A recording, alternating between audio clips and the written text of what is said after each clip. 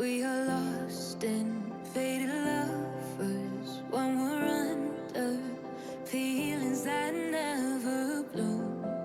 We count our cards as they fall. Oh, they almost really made me wonder, will my heart escape the rain and thunder? Then you found me in a deep blue hour. I'm never looking back. Oh,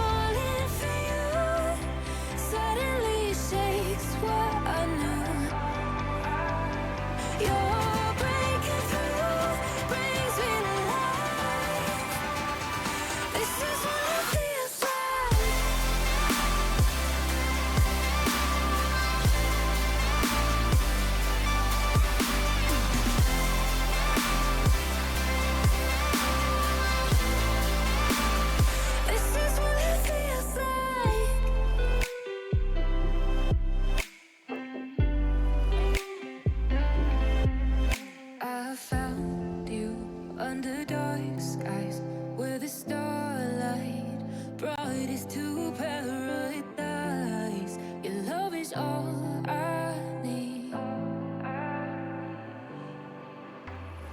Oh, they almost really made me wonder, will my heart escape the rain and thunder? Then you found me in a deep blue hour. I'm never looking back. Falling for you, suddenly it shakes what I knew.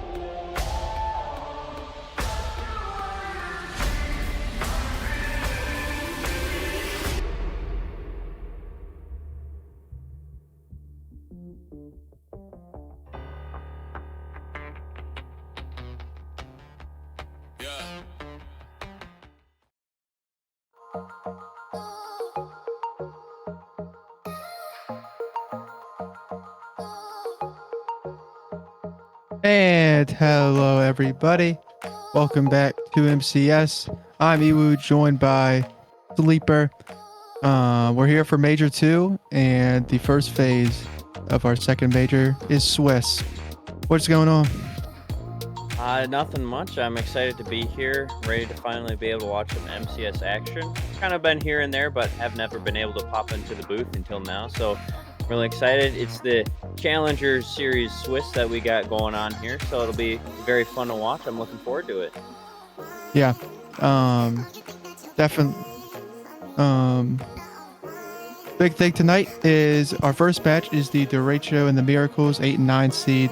Should be a good game. We'll have all 5 rounds of Swiss tonight, and producer for us is Stewie. If you want to throw it over to our schedule, everybody's playing for it, trying to make land, trying to qualify for it. And if you don't have your land tickets, there should be a QR code coming up here soon. Sleeper, looking at the standings. Does anything really stick out to you? I mean, the Omaha Buffaloes, they're up there with a 12-3 record on the season so far. So they've been pretty dominant. They've only dropped a couple games throughout the entire season. They're looking to continue their winning ways. We saw yesterday in the Rising Star series, the number 1 seed in that one didn't make it out of the Swiss stage. So Omaha Buffaloes not wanting to continue that trend here, but we'll have to see how this goes. Yeah. 100%. Yeah, there it is. Thank you. If you don't have your land tickets, get them. Scan the QR code. Come watch the top 8 teams in all 3 leagues play. It'll be a fun time. I'm excited. I think everybody's excited.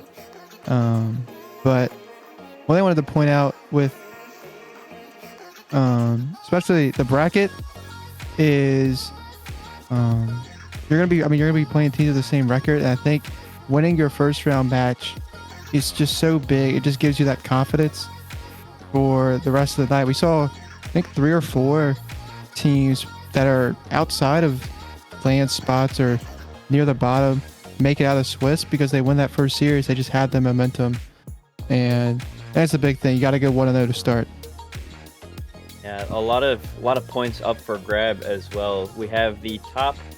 If you make it through the Swiss stage into the top 8, you secure 20 points towards that land spot, and that is what you want to see going on ahead.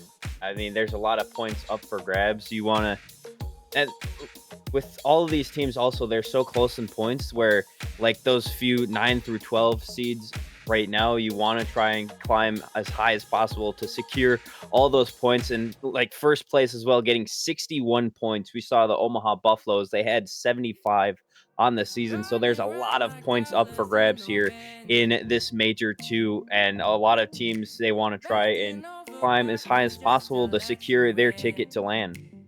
Yeah, I mean, Challenger feels so close this season. I mean, even St. Paul, who's in last place, they're 25 points out of a land spot. And granted, there's a lot of teams in between them and there. But I mean, you have a good day, you make it out of Swiss, and you just give yourself the opportunity to try and make land for that 16th spot. I mean, anything can happen. And I think that's the beauty of MCS, and especially Challenger, which has probably been my favorite league to watch this season.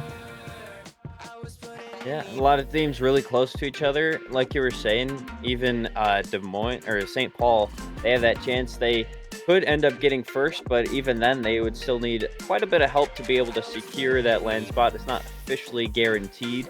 They would end with 81 if they did finish first, but they still need a lot of those low, like middle of the pack teams to finish a lot lower down in the standings to try and secure that spot. But I mean, all you can do is try and do your best to secure your team as much as you can, and then just hope for the rest. So that starts with winning, and both of these teams that we have coming up here, Des Moines and Minneapolis, they want to do just that. The 8 and 9 seed, they are currently tied in points, and they want to continue to move on forward through the Swiss stage. Yeah. So I mean, just breaking down this series, Minneapolis is they have the better record at I believe 8 and 7, but the derecho had a better Major 1 performance by 5 points. They're just slightly ahead of them and the game differential. But last week, Minneapolis got swept by Burnsville, who's in 13th, and the derecho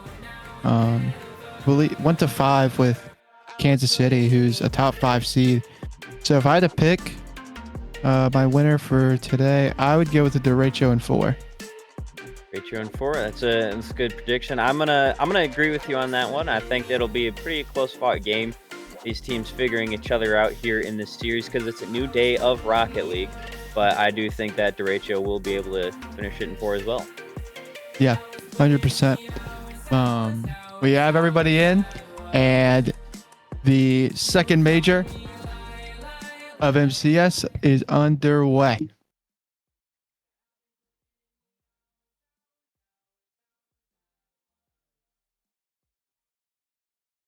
Here we got Ari, Papo, and T-Jack on the side for derecho, and then on the side of the Miracles is Power, CT, Nivlak, and Whitlock.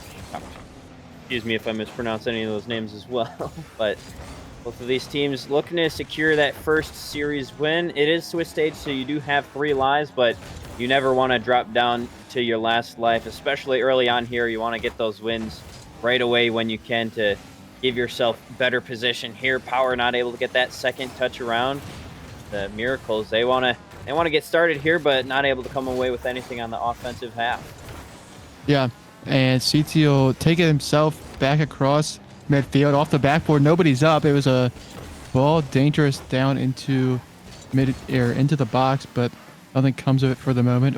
Or he bumped off the backboard, and Papo now downfield. Got the flick past 1, and just kind of both teams filled each other out here in game 1. Not what you expect. I feel like big thing, you gotta get that first goal and just get the nerves out. Yeah, like you mentioned, first game, teams still figuring each other out. You're just kind of warming up into the series. That's why it's a best of 5 and not just one game series here, is because a lot of things can happen in Rocket League. You're trying to get warmed up against your opponent, and Whitlock does a good job scoring there for the Minneapolis Miracles, opening the scoring. Yeah, it was CT just with the wall play, beats out 2. Whitlock comes in, hits off 2 derecho defenders, and falls in. Early goal here. Still a lot of time, but like to see that one fall in. And a bit of a defensive mistake from Des Moines early, as that one's dangerous. It was tapped away by Power, but now Des Moines with a chance to strike. It'll be Ori trying to find something, but nothing there. T-Jack will cut. It will leave Ori in goal with no boost. Awkward touch. CT goes up, blocked away by T-Jack. We go the other way. And Des Moines have been on the back foot a bit, as that one is saved off the goal line by T-Jack. Keeps it. It was a 1-goal game for a second. And as I speak, Whitlock gets his second 2-goal lead to Minneapolis. Yeah, the Miracles doing a good job of keeping the derecho awkward on the defense for so long. Finally able to get that finishing shot through. Just really starved him on the boost. Just put him out of those rotations into such awkward spots, and we're finally able to open up that goal line. But the derecho, they want to get something here. It's going to be cleared away by Power. Papo not able to make contact there. Whitlock takes it through. Going to be Pop center. Who's going to get there first? It'll be CT.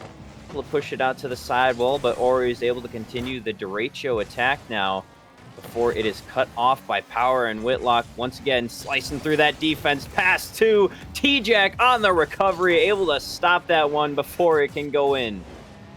Yeah, big play by T-Jack again on defense to clear what would have been a sure goal. But for Des Moines, they get something. That ball gets away from T-Jack.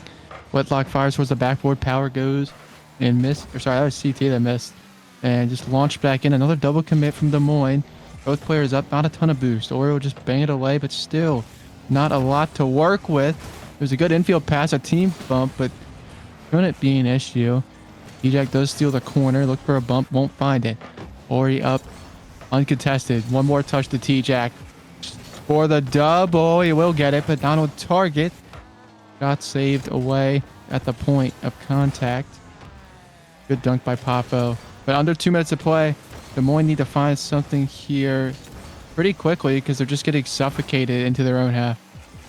Yeah, the Miracles are doing a great job on defensive, keeping Derecho awkward. They are not allowing them to really work with much on that offensive half, and especially when they're in defense as well. They're just keeping the ball away from them, not really allowing them to counterattack too much. Whitlock gets a clean catch on the back wall. They're able to get it around T-Jack. Now has to 50 Papo. It's still there. Ori sends it out to the side wall on that 50. Papo, he has some boost. Trying to get one here for the Derecho. Still not able to push it through that Miracles defense. Minneapolis, they continue to hold on here and keep it really away from the Derecho as much as possible. Now a minute remaining. The counterattack here for Derecho. Whitlock able to push it out to the corner, and a good 50 clear there from Power sends it back to the midfield. Yeah, and I mean that was one of their better chances. I like the passing play ideas from the Derecho, but just nothing really there so far. T-Jack downfield, not gonna go in. Whitlock will clear it. That ball hangs up in the air. Power was already up. He'll shoot it. 30 seconds, or he's gonna go missing. No boost. Just waiting on the ball. Papo takes over, bangs it to the corner. Needs to get a goal here if they want any chance here in this first game. T-Jack will take over. But Power there to meet him. It's a decent 50, but no one in a shooting position. Now there is one. Ori towards net. Saved away by Whitlock. He's saving goals. He's scoring goals. And he will be the reason that Minneapolis wins this game 1. And in shutout fashion.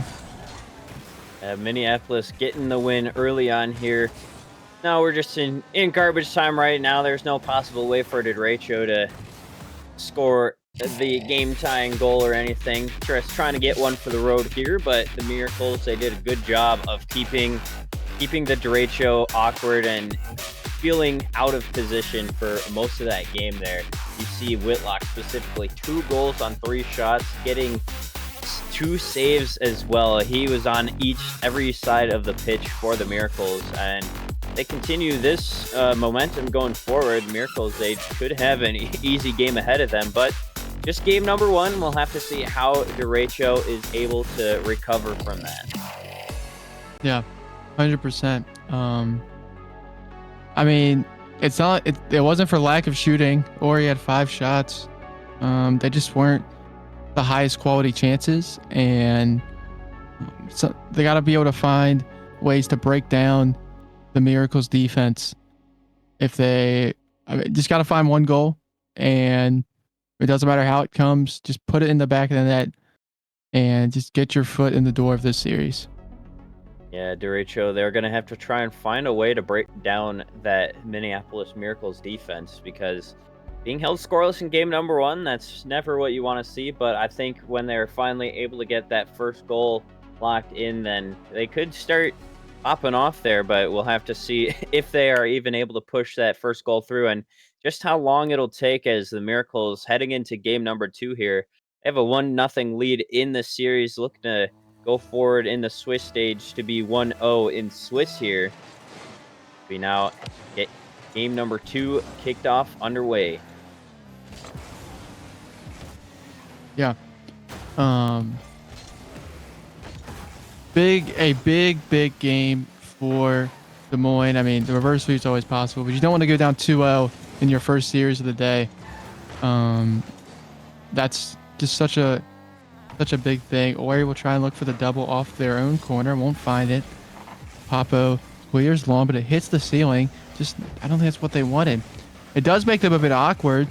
Ori, another shot saved pretty easy by Whitlock. He will be able to transition. Looking for the bump, won't find it. Power last back. He'll take over now. Off the ceiling, look for the ceiling pinch. T-Jack 1 touch, nothing more. And Des Moines could be out, but no. A good bump by Papa, a good touch, but now Ori awkward. And Des Moines just kind of look a bit out of sorts so far this series. A little out of sorts, but they're still able to keep it on the offensive half. Haven't been able to get anything dangerous quite yet. Papo beats CT in the corner there, but it's going to be out for Whitlock. He's in the air. He has the boost. Can't get it around T-Jack. That's a good clear out to the midfield. Now Ori trying to continue offense here for Des Moines. They still are looking for their opening goal here in the series, but Whitlock down the other way. It's going to be a foot race off the backboard. CT able to push it through Des Moines. And the Minneapolis Miracles are still continuing here to roll through the derechos. Yeah, Ori was just flat-footed in that after trying to just race back to the ball. Just kind of a bad spot to be in. And you're going to give up a goal 99 times out of 100 right there. It's a good kickoff to their back corner. Now Ori versus CT. Ori does win. T-Jack goes low, but can't even put it on target. Papo, another good 50. But I mean, it's looked a bit uninspiring so far from Des Moines. But there's a big miss. Ori is beat out. Papo called into action. He'll send it long, but Whitlock already waiting there. He'll miss. CT misses. T-Jack did commit for that. So Power last back. And once again, the transition play from Des Moines from defense to offense has not been there so far. No boost for T-Jack there. 2 players up, but Ori calls off Papo and a good dunk, but just wide of the net. There's a good touch. Where's the shot? It's there from T-Jack. It's saved by Whitlock. I feel like he's been all over this series so far. And Papo towards net. Shot saved by Power. The Minneapolis defense, they're not creating, like, they're not stopping the shot at as soon as they're shooting it, but their goal line defense has been impeccable so far. Still yet to allow a goal here in this series. Yeah, that Des Moines offense has not made the Minneapolis Miracles require any fancy saves or last diving saves. They haven't really made them awkward at all. Papo, that's a touch, makes Whitlock a little awkward there. The shot just off target. This post here is being a 4th defender here for the Minneapolis Miracles so far. And the shooting accuracy from Des Moines is also something that they want to start getting locked in before it gets too out of their control. Less than 2 minutes now, still a 1-0 lead here for the Miracles. Back onto the offensive half finally. Not able to get anything through towards the net. CT is going to pop it off the backboard. Papo making it a little bit more awkward. Whitlock and Power double commit there. Could allow Des Moines to transition to offense here, but CT plays it cleanly. Back out to the midfield. Papo down to T-Jack. Tries getting it over to Ori, but CT able to put a stop to it. And now they look for offense once again, but the goal line save from Papo will keep this to a 1-goal game. Yeah, minute 15 to play. That was Des Moines' best look, but a great cut by CT to deny the shot entirely. Papo with a good 50, but CT takes the boost. He'll be able to take over. Full boost, but 50 to way. Good bump. Papo, no boost. Whitlock already on the ball. Just applying pressure. Doesn't even get a touch, but he does enough. Looks for the bump. It's just in. Power with a bouncer towards net. It just falls in. Not really sure how, but you'll take him. I think Whitlock might have goombed the goal line defender. 2-0, 55 seconds left. Minneapolis, they are keeping Des Moines awkward here. That's a good bump. And a goal. Throughout this entire series so far, there's just another goal for the Minneapolis Miracles. Again, Des Moines staying awkward on that defense. They haven't really been able to warm themselves up into the series so far. And going into the rest of the Swiss stage, especially the rest of the series, you're starting to get a little bit concerned for Des Moines. Yeah, definitely. But, hey, I mean, you're probably not going to win this game, but just try and find something into their net. Just give yourself some confidence going into game 3 or into their back corner. Will take it and just 50 to immediately dunk back into their calf. Whitlock a pass mid, no one there. T-Jack will bang downfield. Power already up, looks for the double. Will get it. And it just causes just some more confusion for Des Moines. Now 10 seconds to play here in game 2. A good pass by TJ. Tries to go middle. It is up. Papo with the shot. Power with the save. He will get another pinch. Whitlock throws it around him into the corner. And that will do it for game 2. Minneapolis up 2-0. And they've looked dominant so far. Yeah, right now they have a clean sweep going for them.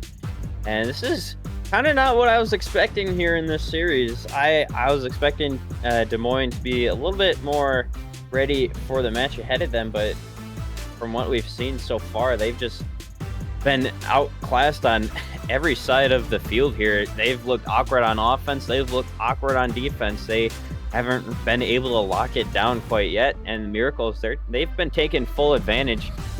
3 goals here in game number 2 as well. This time CT getting 2 of them. Whitlock finally able to allow his teammates to get some scoring of their own here, but Minneapolis, they are looking like a mighty deadly team so far. Yeah, 100%. I mean, honestly, I don't know what the derecho need to do differently. I don't feel like they're playing that bad. They're just honestly just kind of getting outplayed. I think they just need to step it up a little bit, not be so awkward, especially on the defensive half. They really need to lock that down. And then if you lock that down, then good things will happen. But first you gotta find a way to at least get one field or one side of the pitch going for you in order to try and carry a little bit of momentum, as well as being able to finally score on the Minneapolis Miracles. They haven't been able to do that yet, and at this point I feel like it's starting to get into their mental. If they are actually able to score or not, they really need to at least try and find hopefully the opening goal, but if not, then just a goal to get back into the series here. Yeah, the opening goal, definitely a big one. You want to try and take a lead or just find a goal, but here's T-Jack for the double. He's going to miss. He'll fake it out to Ari. Power comes across and clears it again. Still dangerous for the moment. Not a lot of boost. Only Ori with some. And a great save by CT. Power will take and beat. No boost to his name, though. Whitlock will call him off and take it himself. What a touch. Holy. And that was flung back into the orange half. CT will control. But unfortunately, just gives it away to T-Jack. Ori already up. Shot too high. He'll give Power credit for that save. And we once again go the other way. Whitlock, slow play from Ari. And I mean, the derecho are mixing up at least this game. So I like what I'm seeing from them so far. Hey, definitely getting a lot more passes to connect with each other, but they still haven't been able to break down Minneapolis quite yet. Demo on the goal line, but doesn't have ball possession quite yet. Now T-Jack is going to pop center for Ori. The shot sneaks under the crossbar, and the Des Moines Derechos are finally able to score, and they do it first. Yeah, that's a huge opening goal. Plenty of time for Minneapolis, but I mean, they break the perfect sweep. They find their first goal, and maybe that sparks some life in them.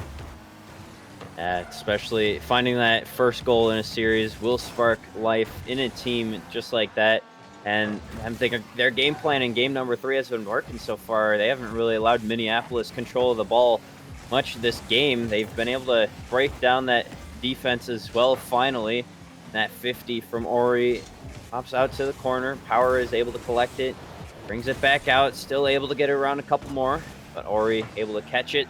50's one, 50's CT as well as pop center. Power not able to get a touch, still bouncing in the midfield now. Another 50 there.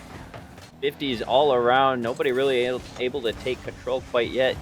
Ori is able to collect the ball, able to get that second touch as well to keep it from being dangerous, but low boost situation here for the Derechos. Causes it to be awkward, but Papo able to clear it out to T-Jack, and that's a second goal now for the Des Moines Derechos.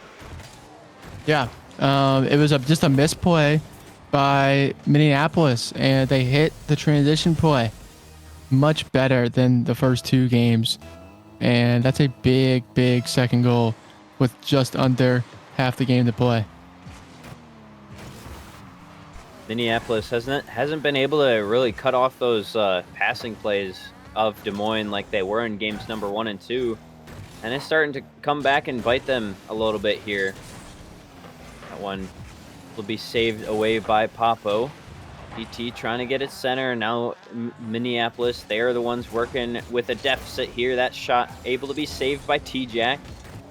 A little bit awkward here, but T-Jack over to Ori. It's going to go through the corner. CT able to cut it off. And just bouncing awkwardly. That ball pops out to the midfield. T-Jack cuts it off there. Power able to pass it middle, but nobody is there from Minneapolis to be able to stop that ball. Almost could have been dangerous, but able to be saved away. Now Ori, around one, gets the flick off the crossbar, but able to be pushed out by Power. And it's still just a 2-goal game here. Yeah. For Minneapolis, I mean, they've just been absolutely dominating this game. But there's a chance. Could see the Power put it on net. It is just wide. That shot saved by Ori. Keeps this a 2-goal game. Now it's Des Moines with the incredible defense. CT off his back wall. 70 boost to his name. Ori chasing. Gets a demo. T-Jack just wide. Whitlock will take the 50. Nobody. Well, there was a guy up, but he was beat out by Ori again. Des Moines looked like a whole new team. That went off the backboard. Papo, awkward. He kind of just gave it to Whitlock. Whitlock skies it, and there's no shooter in the area. 1 minute to play. Ori with a fake for T-Jack. The shot saved. It keeps this game close enough that you can't come back with a minute, but to have to find something quickly, they have not looked up to the task here in Game 3. Yeah, Des Moines has kept Minneapolis on their own half for quite a while here now. The Miracles, they need to break out here as the time is ticking down. They need to find at least that first goal with still plenty of time on the clock. That one is just going to go wide. No follow-up shooter once again for the Miracles. They need to get that second man involved in the play a lot more on those goal line opportunities. Power not able to 50 it through Ori. A great save there. Now Papo on the transition through the corner. Cut off by Whitlock. Back into that blue half only for a brief moment. It's going to be popped off the backboard. Whitlock able to push it through to the corner. Papo trying to get a little pinch there center for a teammate, but it's going to pop out to the midfield. Whitlock with a shot able to be saved away, but as the time ticks down, Des Moines have found their first game. Yep. And I mean, that's an emphatic win for them. A big win for them. You score, you score your first goal and you win the game, but it's how they won to me. They really impressed me there. They outplayed the Miracles, who were dominating them the last 2 games. And now you head into Game 4, you have some momentum. And, anything can happen now. You win Game 4. If the Derecho win Game 4, they win Game 5 pretty easily for me. Yeah, like you were saying, Derecho, they not only won, but they won quite convincingly. After being held scoreless the first 2 games, they were able to not only win their game and score their first goals, but they did it while also holding the Minneapolis Miracles scoreless themselves. So they turned it right back on to Minneapolis, and now the Miracles are the ones who have to try and change something up here. Like I mentioned during the match, that passing defense from the Miracles wasn't really there in Game 3 as much as it was in Game 1 and 2. Those passes from the Derechos were connecting a lot more than what we saw earlier on in the series. And if that's able to continue for Derecho, then, yeah, like you said, if they are able to take this one, they could have a pretty convincing game number 5 as well. Yeah, 100%. But it is the whole new game now. T-Jack kind of just flies into his own corner and will clear it away. Good touch by Ori into there, but no boost for them. Papo back to Ori. A good touch. CT kind of awkward, but he'll just take this 50. T-Jack with a pre-jump. He'll win that. Papo up. CT really awkward. He will make the save. Just angling his car perfectly there. Whitlock now down the other way. T-Jack no boost. He'll put it off the corner. A chance to shoot for Power. He's just wide. A good save. And the Des Moines defense has stepped up really big for them these last 2 games. What a fuck! Ooh, what a dunk! As CT will tuck it in for the first goal. I thought this could be a goal right here by Power, just off the inside of the post. T-Jack can't read that, and it's a goal for Minneapolis.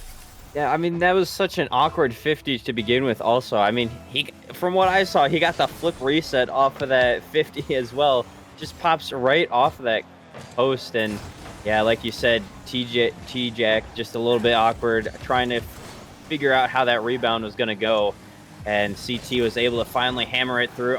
Ori almost making the Minneapolis defense awkward there. Able to come away with a save, though, on the side of Minneapolis. That one pops high for T-Jack.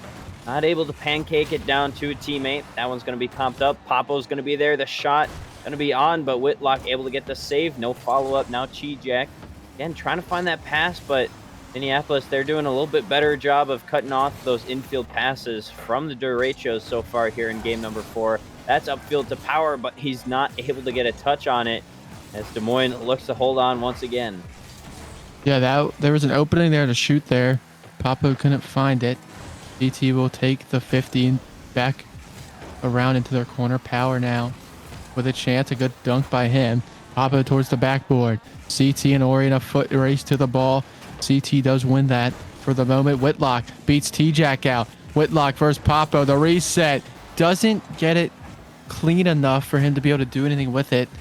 Ori will take over now. Gets absolutely dunked by CT. Just a step too slow from Des Moines there on their transition out, but a good dunk. Papo once again. Whitlock a bit careless with that ball. CT another 50, but it's dangerous now. Minneapolis will control it in their corner. Downfield. Can anybody get on the other end of this? It's Whitlock to himself for the second goal. 2:30 to play in game 4. I mean, they just overcommitted a little bit too much. They put all their eggs in one basket that Ori would be able to get that dunk there. He was not able to, and it was an easy transition the other way for the Minneapolis Miracles. They're starting to close down Des Moines' shooting ways once again here, like we saw in the rest of this series. Being held scoreless, half the game left to play. Papo trying to get something for Des Moines here. It's going to be centered again for Papo, but that shot is going to go wide. And like we saw earlier in the series as well, that shooting accuracy is starting to plague the offense for the derechos here. Yeah, got to find a goal here, and Ori's going to dive, which allows Minneapolis to go and score. It was an overextension from Des Moines right here. T-Jack's on no boost. He's not going to win this race, and he's just a dead man just waiting in the goal. 3-0 Minneapolis. 2 minutes left. Like, there's still a lot of time, but I just don't know if Des Moines has that in them right now. Yeah. Jack was just caught so awkward in the defense. He had to just dive to one half of the goal to try and stop it, but it was put into the other half. And now a 3-0 lead here for Minneapolis. Kind of what we were seeing earlier on in games 1 and 2. The Minneapolis Miracles holding off the derechos. Ori trying to get something here on the offense for Des Moines. That's a long clear down the other way. T-Jack able to be back to stop that one from becoming a 4th goal for Minneapolis. Still a little bit awkward on their defensive end. Ori not able to get a second touch there. Power's going to be up. A little whifty there as well. Ori takes control. ET cuts it off in the midfield. Papo trying to continue Des Moines to try and find some sort of attack here. Good clear from Power. CT can't get the touch there. That could have been a 4th with a minute now left on the clock. But the Minneapolis Miracles still looking to pounce on that offensive half. T-Jack trying to clear it out. But CT keeping it into the blue half. T-Jack now finally able to push it past that midfield line only for a brief moment. That shot from Power is going to go wayward of the goal. Whitlock trying to find it center to a teammate now. It's going to be pushed into the orange half. 40 seconds now on the clock. Derechos, they need something here. Yeah, what they're going to get is another Minneapolis goal to bury the hatchet in this series. Minneapolis is going to win 3-1. And look, if you're them, you're honestly, I feel like you might be a bit disappointed. You win the series and everything, but I mean, they dominated this game and I feel like game 3 just slipped away from them. For Des Moines, since it's Swiss and it goes off that game diff, even winning just one game is big for them. Maybe they get a more favorable matchup in their next round as they look for a goal. That's a good idea. Just the execution lacking. 18 seconds. We're just counting down the time. Minneapolis looked really good in this first series of their day. I mean, a slight upset, but it's the 8 and 9 seed. It's really not. It really could have went either way, I feel like. But props to Minneapolis for winning this and regaining after their game 3 loss. Yeah, derechos, they just need to try and tap back into that game 3 potential that we saw. I mean, once the goals started going through here for Minneapolis, it really started to get out of hand. They going further on into the Swiss bracket, they really need to try and keep under control those overcommits that they had on that offensive half, because there's 3 members from derecho. It seemed like every single time that the Miracles scored on that offensive shooting half for derecho, and then it was just a quick transition counterattack from the Miracles, and they were able to easily push one through. So going forward, they need to try and lock that down a little bit, not allow that to happen so much. But Miracles able to get the win here, 3-1, and they move on into the 1-0 stage of the Swiss bracket. Yeah, big win for Minneapolis. Always good to win your first series. And yeah, I mean, they looked more comfortable, and their offense was coming in different ways. And I mean, that's the big thing is, can you, when you're playing in these majors and playing in these tournaments, can you find different ways to score and find different ways to win? And they were able to in that series. Their defense stepped up. You need a good defense to succeed in these long events, because you could be playing for 5 hours straight if you play all 5 rounds. And I mean, that's a lot of Rocket League. Yeah.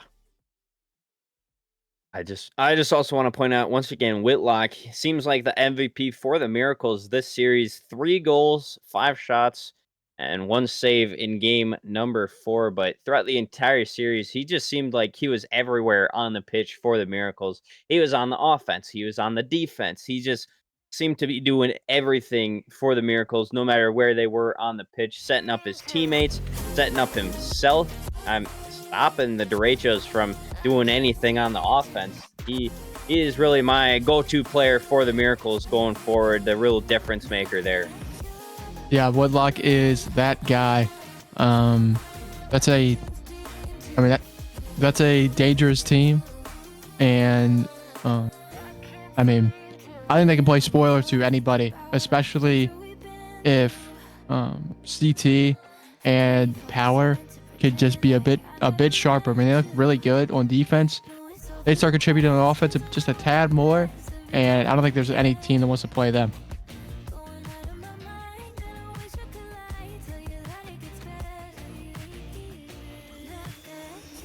And Miracles, they get it done in 4.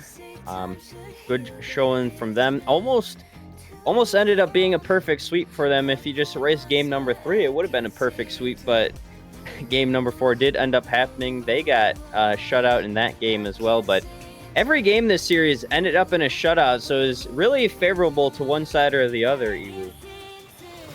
Yeah, which, like, I don't know, that just feels weird, because I feel like Des Moines, they showed up and they played how they could for one game, and then just went right back to how they were playing for the first 2. And that's a big thing, especially today, is that consistency. And right now, I mean, Des Moines they are the last team in, if LAN started right now. But I mean, gotta find that consistency from game 3 and just throw games 1, 2, and 4 out. If you ever play like that again, it's gonna be a long night. I just felt like their defense was fine, but the offense wasn't there to support their defense, so it was just constant pressure on them for what felt like most of the game. Yeah, there's a lot of teams chomping at the heels of Des Moines in that point standing. So they need to get a good showing here if they want to try and secure that land spot, like you were saying. There's a lot of teams all really close together, and they need to try and secure as many points as possible. They can't allow games like these to continue to happen because then you end up going out quite early. And if you're Des Moines, that's not what you want to have happen. They are technically secured in that last land spot, but there's a reason we still have this entire last major to play. It's because there's still a lot more points up for grabs. They cannot allow themselves to falter right at the finish line. They need to, like you said, they need to chalk out games 1, 2, and 4, and they need to continue to play like they did in game 3. Their defense looked decent enough, but they really got to have that offense to support it. When those passing plays were working for them, it seemed like they were having a lot more success. But when Minneapolis was able to shut that down, then they seem to falter everywhere. So they need to find a way to be more two-dimensional as well. They need to find more than just passing plays to allow it to be what makes them succeed. They need to find more avenues for that success in order if they want to continue on through the Swiss bracket. Yeah, 100%. I mean, that's pretty much all I gotta say about that series. Coming up shortly, we'll have Swiss round 2, and that'll be right after this break.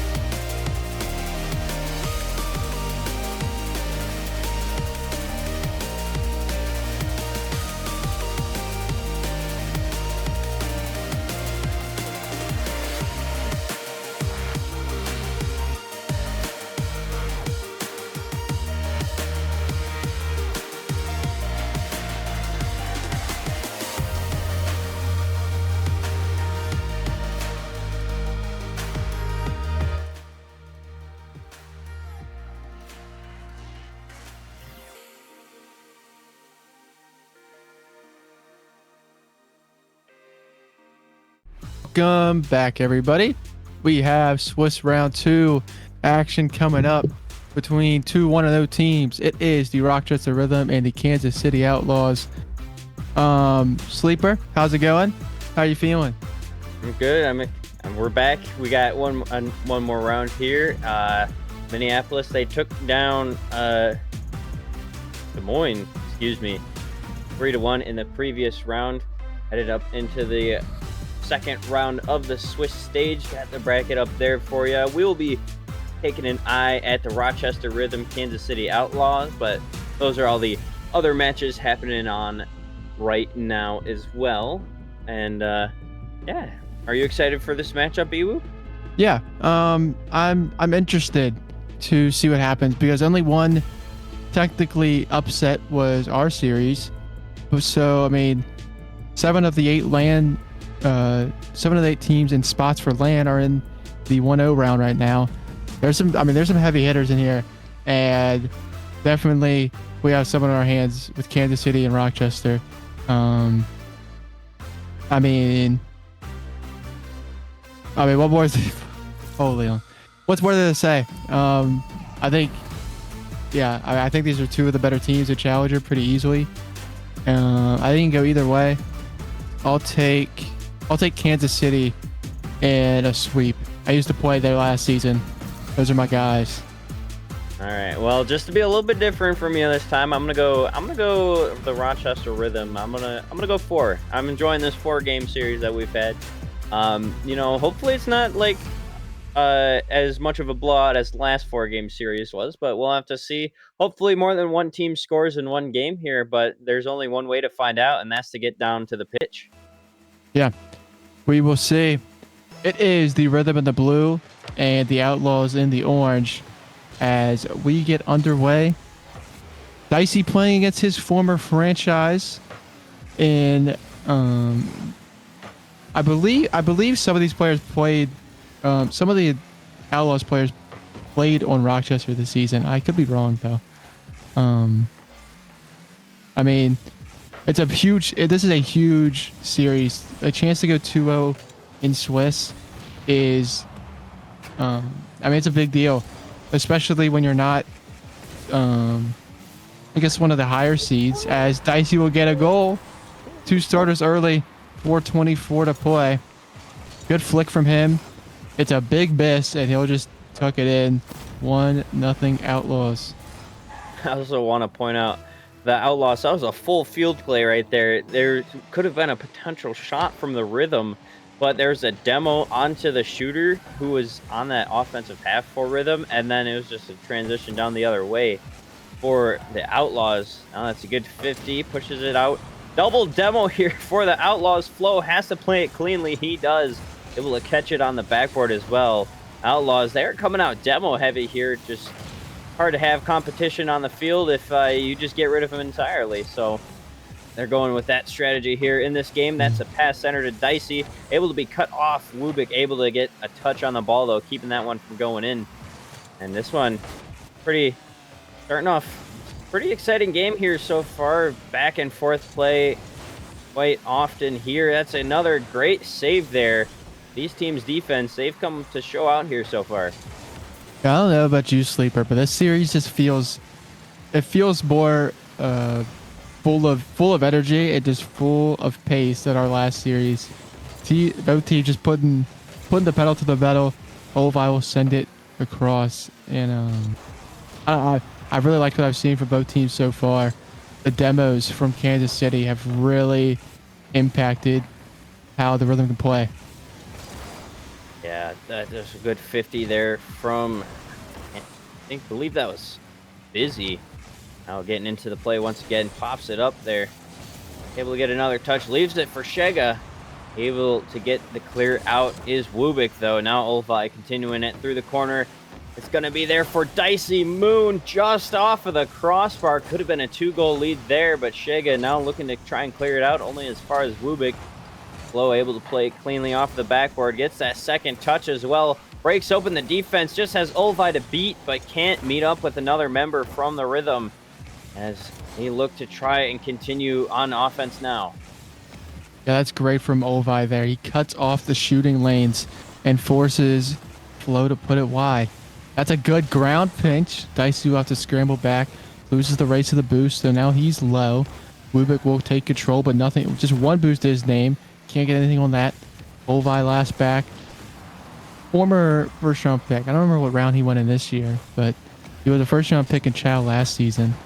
Kansas City, I mean, I feel like they're just a solid team full of 3 players that are consistent, and that's a big way to get good results. Flo will take it.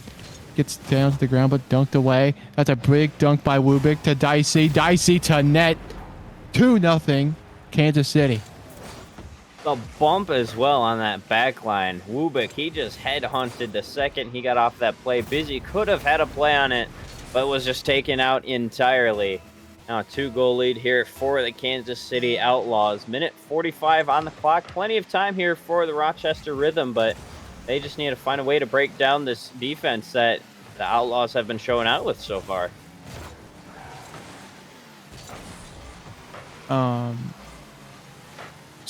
As that was towards that, Shiga's gonna score a big goal, and it gives them life here. Their first goal of the series. Great pass across the box from Busy, and no one in the passing lane to break that up.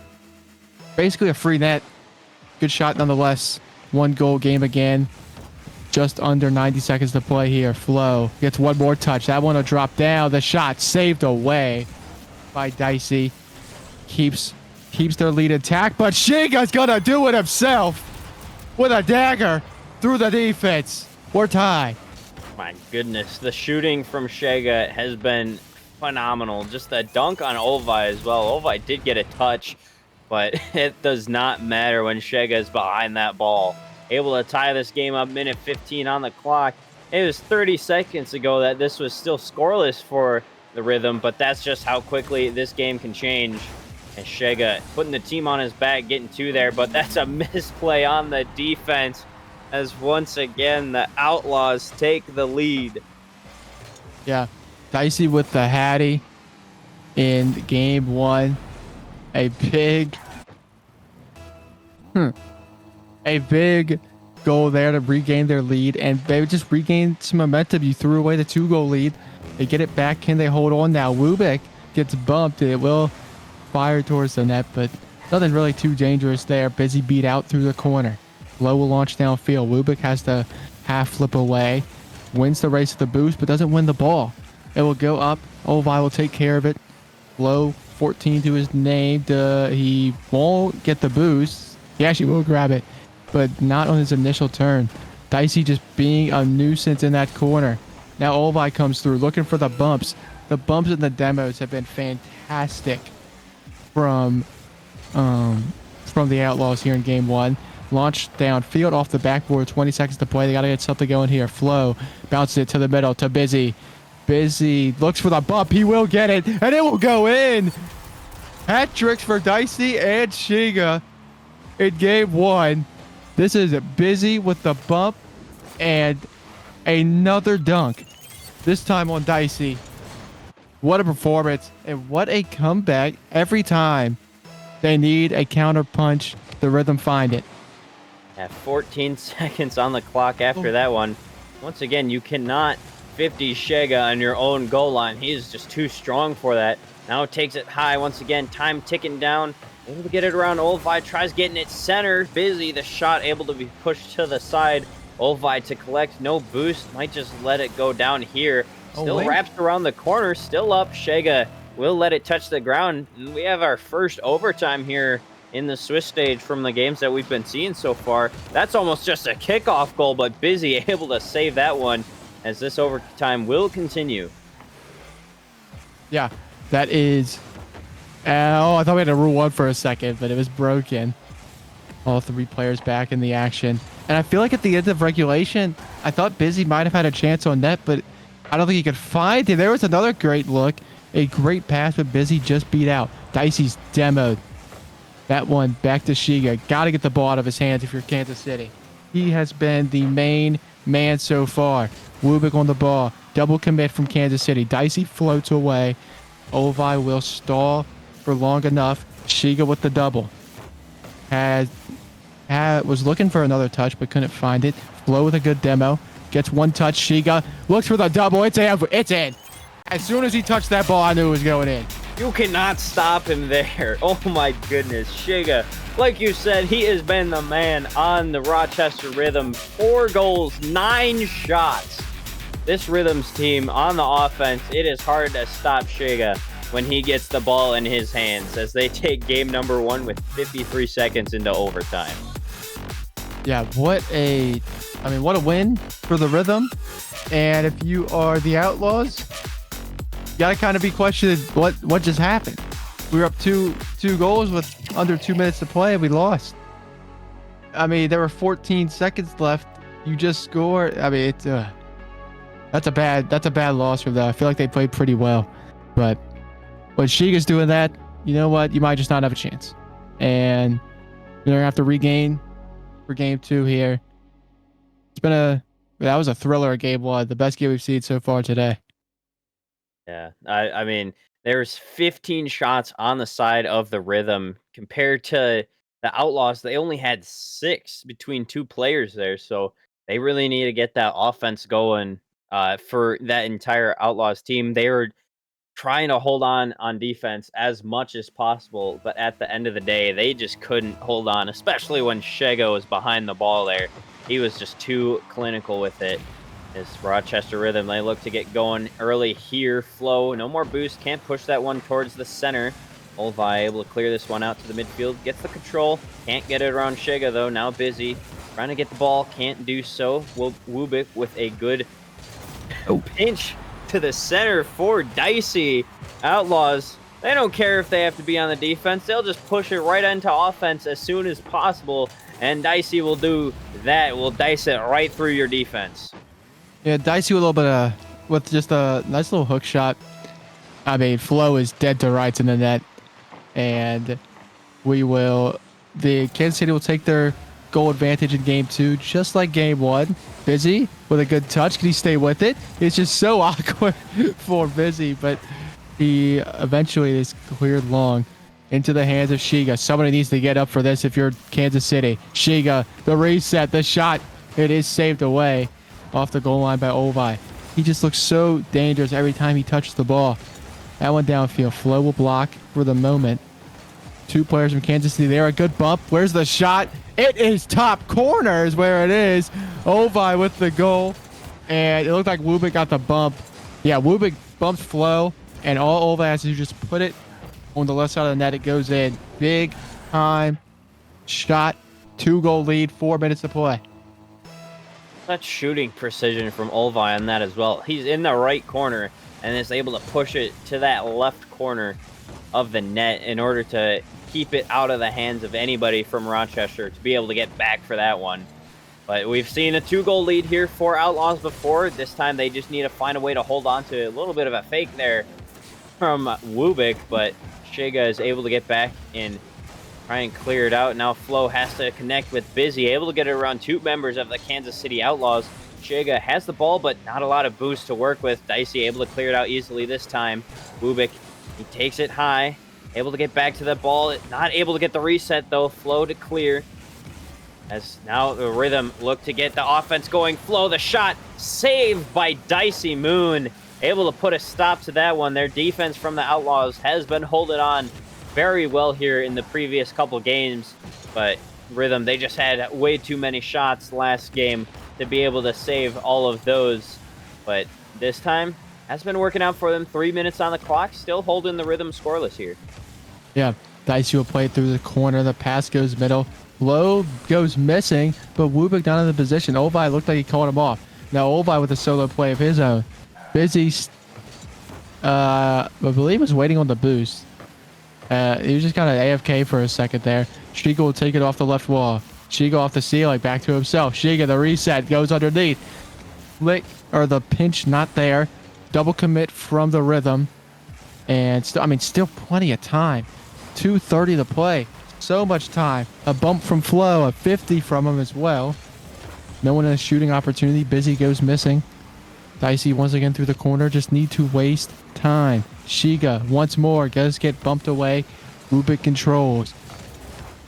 Another touch. He goes again. Shiga's gonna miss. So Dicey's gonna score his 5th goal in 2 games in this series. This defense from Outlaws has been able to keep up with what Shiga has been thrown at them, and they're getting the transitions just like that as well. 3 goals now, still holding Rhythm scoreless, and specifically Shiga scoreless. Only 2 shots for him as well, so they have been shutting him down on the offensive half when he has the ball, getting those bumps, getting those challenges when needed.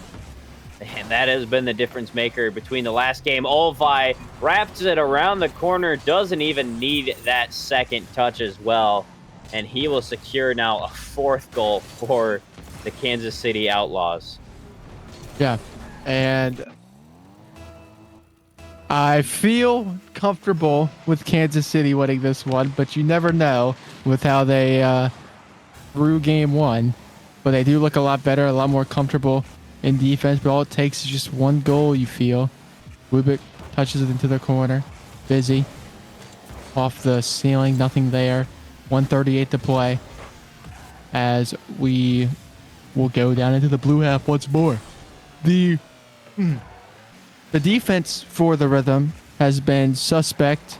The offense really stepped up in game 1 when they needed to. Dicey towards net, saved by Busy.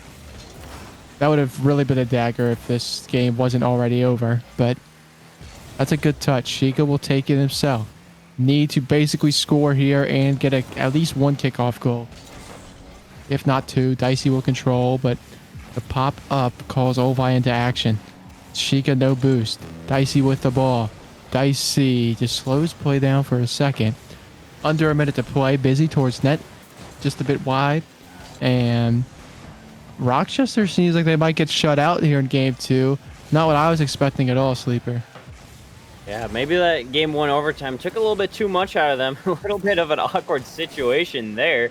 Shiga able to come away with the ball, can't get it around Dicey Moon. This defense from the Kansas City Outlaws has been stepping it up here from game number 1. I mean, even more so. They're not even allowing the shots to begin with. That midfield presence as well has stepped itself up for the Outlaws. They are really not letting the Rhythm do anything with the ball in the offensive half. They have been constricted to their own half most of this game here, and it's shown in the scoreline that the defense from the Outlaws has just been too good. And What a shot. Why not 1 more for the road as well? Why not? The offense from Rhythm wasn't there this game, and the defense wasn't able to make up for it for the Rhythm. That's a great angle from Rubik there. Holy. That's a big win. I feel like if you're on that Kansas City team though, you're still kicking yourself just a bit for losing game 1. Yeah, the Outlaws, they're able to tie this series up 1-1. 9 shots across the board for the Outlaws. 5 goals. Their shooting has been something else this game. And their defense still able to hold on with the Rhythm's offense. I mean, 5 shots for Rhythm, 5 saves from the Outlaws. No matter what Rhythm was trying to do, the Outlaws were just there to shut it down. Whether it was shots, infield passes, anything in the midfield, they weren't really able to do much with it. And the Outlaws, they really stepped their game up from game number 1 and were able to shut down the Rhythm a lot more here. Yeah. For the Outlaws, I mean, it's about as dominant as you could hope for. Really cementing yourselves, and now it feels like when the Rhythm are going to score, they're going to have to outplay all 3 of you, and that's so big for your confidence, because I mean, if they can outplay all 3 players, then whatever, but that's just not likely to happen. And I feel like they've looked a better team, even with the scoreline being 1-1 as we head into game 3. Yeah, that last game especially telling because of the 5-0 goal score in favor of the Outlaws. Getting it started off right away here in game number 3 as well on the offensive half. Wubik able to get it around Shega. Not able to pass that one center. Flow caught a little bit awkward, but is able to get the clear now. Olvi shadowing this one, able to get that 50 there. Busy storms in for his teammate Flo. Dicey trying to clear Shega and Wubik up to meet it. Bounces out for control for Flo. Gets bumped off of the ball though. Olvi trying to wrap it around the corner. Gets a center. Dicey Moon just playing that one a little bit too close. Can't push that one in for the goal. But Wubik still playing this one for the Kansas City Outlaws. They're still dangerous on that offensive half. Shega now has the ball, able to clear it out. Maybe a little bit more. Demo for Busy, but not able to get that one through to the net. Yeah. Under 4. This is the longest we've gone without a goal being scored so far in this series. Shiga to Busy. Busy off the corner. Oh, he's looking for the corner double. Could not find it. Now Dicey with the extension downfield. Looks for the demo. Won't find that either. A good bump. Olvi up. Nothing there. Back to Wubik. It's so awkward for Busy. Where's the follow in? Of course it's Dicey. 1-0 Outlaws. Oh, well, that's just such a bad situation for Busy. Flo as well can't get that touch. Trying to come from behind the ball. Not only to get the touch out of the net, but to also not accidentally own goal. But that's just such an unfortunate circumstance for the Rhythm. They need to try and find ways to not be awkward on the defense. It's hard to do so when you keep getting demoed off the pitch, but Shega plays the defense cleanly, able to clear that one out to the midfield, allows his teammates to respawn back onto the field of play. Flo can't get that dunk there. Shega's shot just goes wide. Busy trying to get that 50. It's up for Shega. Redirect. It's going to be weak, so Wubik able to play it to the corner. 50 from Flo. Now back center, Dicey able to get the long clear there. Shega is back to catch it though. Unfortunate touch. Wubik, the shot, slices it right through the defense, and now it's a 2-0 lead here for the Outlaws. It is getting... there's a little bit of banter going on in the chat between Dicey and the other team, but that's got to be expected. Honestly, I'm all here for it. I love the mind games. As Busy and Shiga both just kind of awkward there. Wubik was looking for the angle, couldn't find it. Now a chance to do something if you're the Rhythm, but nothing comes of it. Flo just has to put it into the corner. All 3 players of the Outlaws on full boost. Once again, they can't even get past the midfield line. Dicey puts it high. Shiga will have to use all his boost to clear. Busy will just give it to the Outlaws once more. Shiga up. Gets a touch, but too far away. I'll call Flo into action. Flo towards the net. Olvi with the save off the post. That was a lot more dangerous than I thought it should have been, but it didn't go in, I guess. As it's a huge miss. Flo with the goal. And his first of the series. It's a big one. Cuts the lead in half. Wubik just goes missing. And it goes in.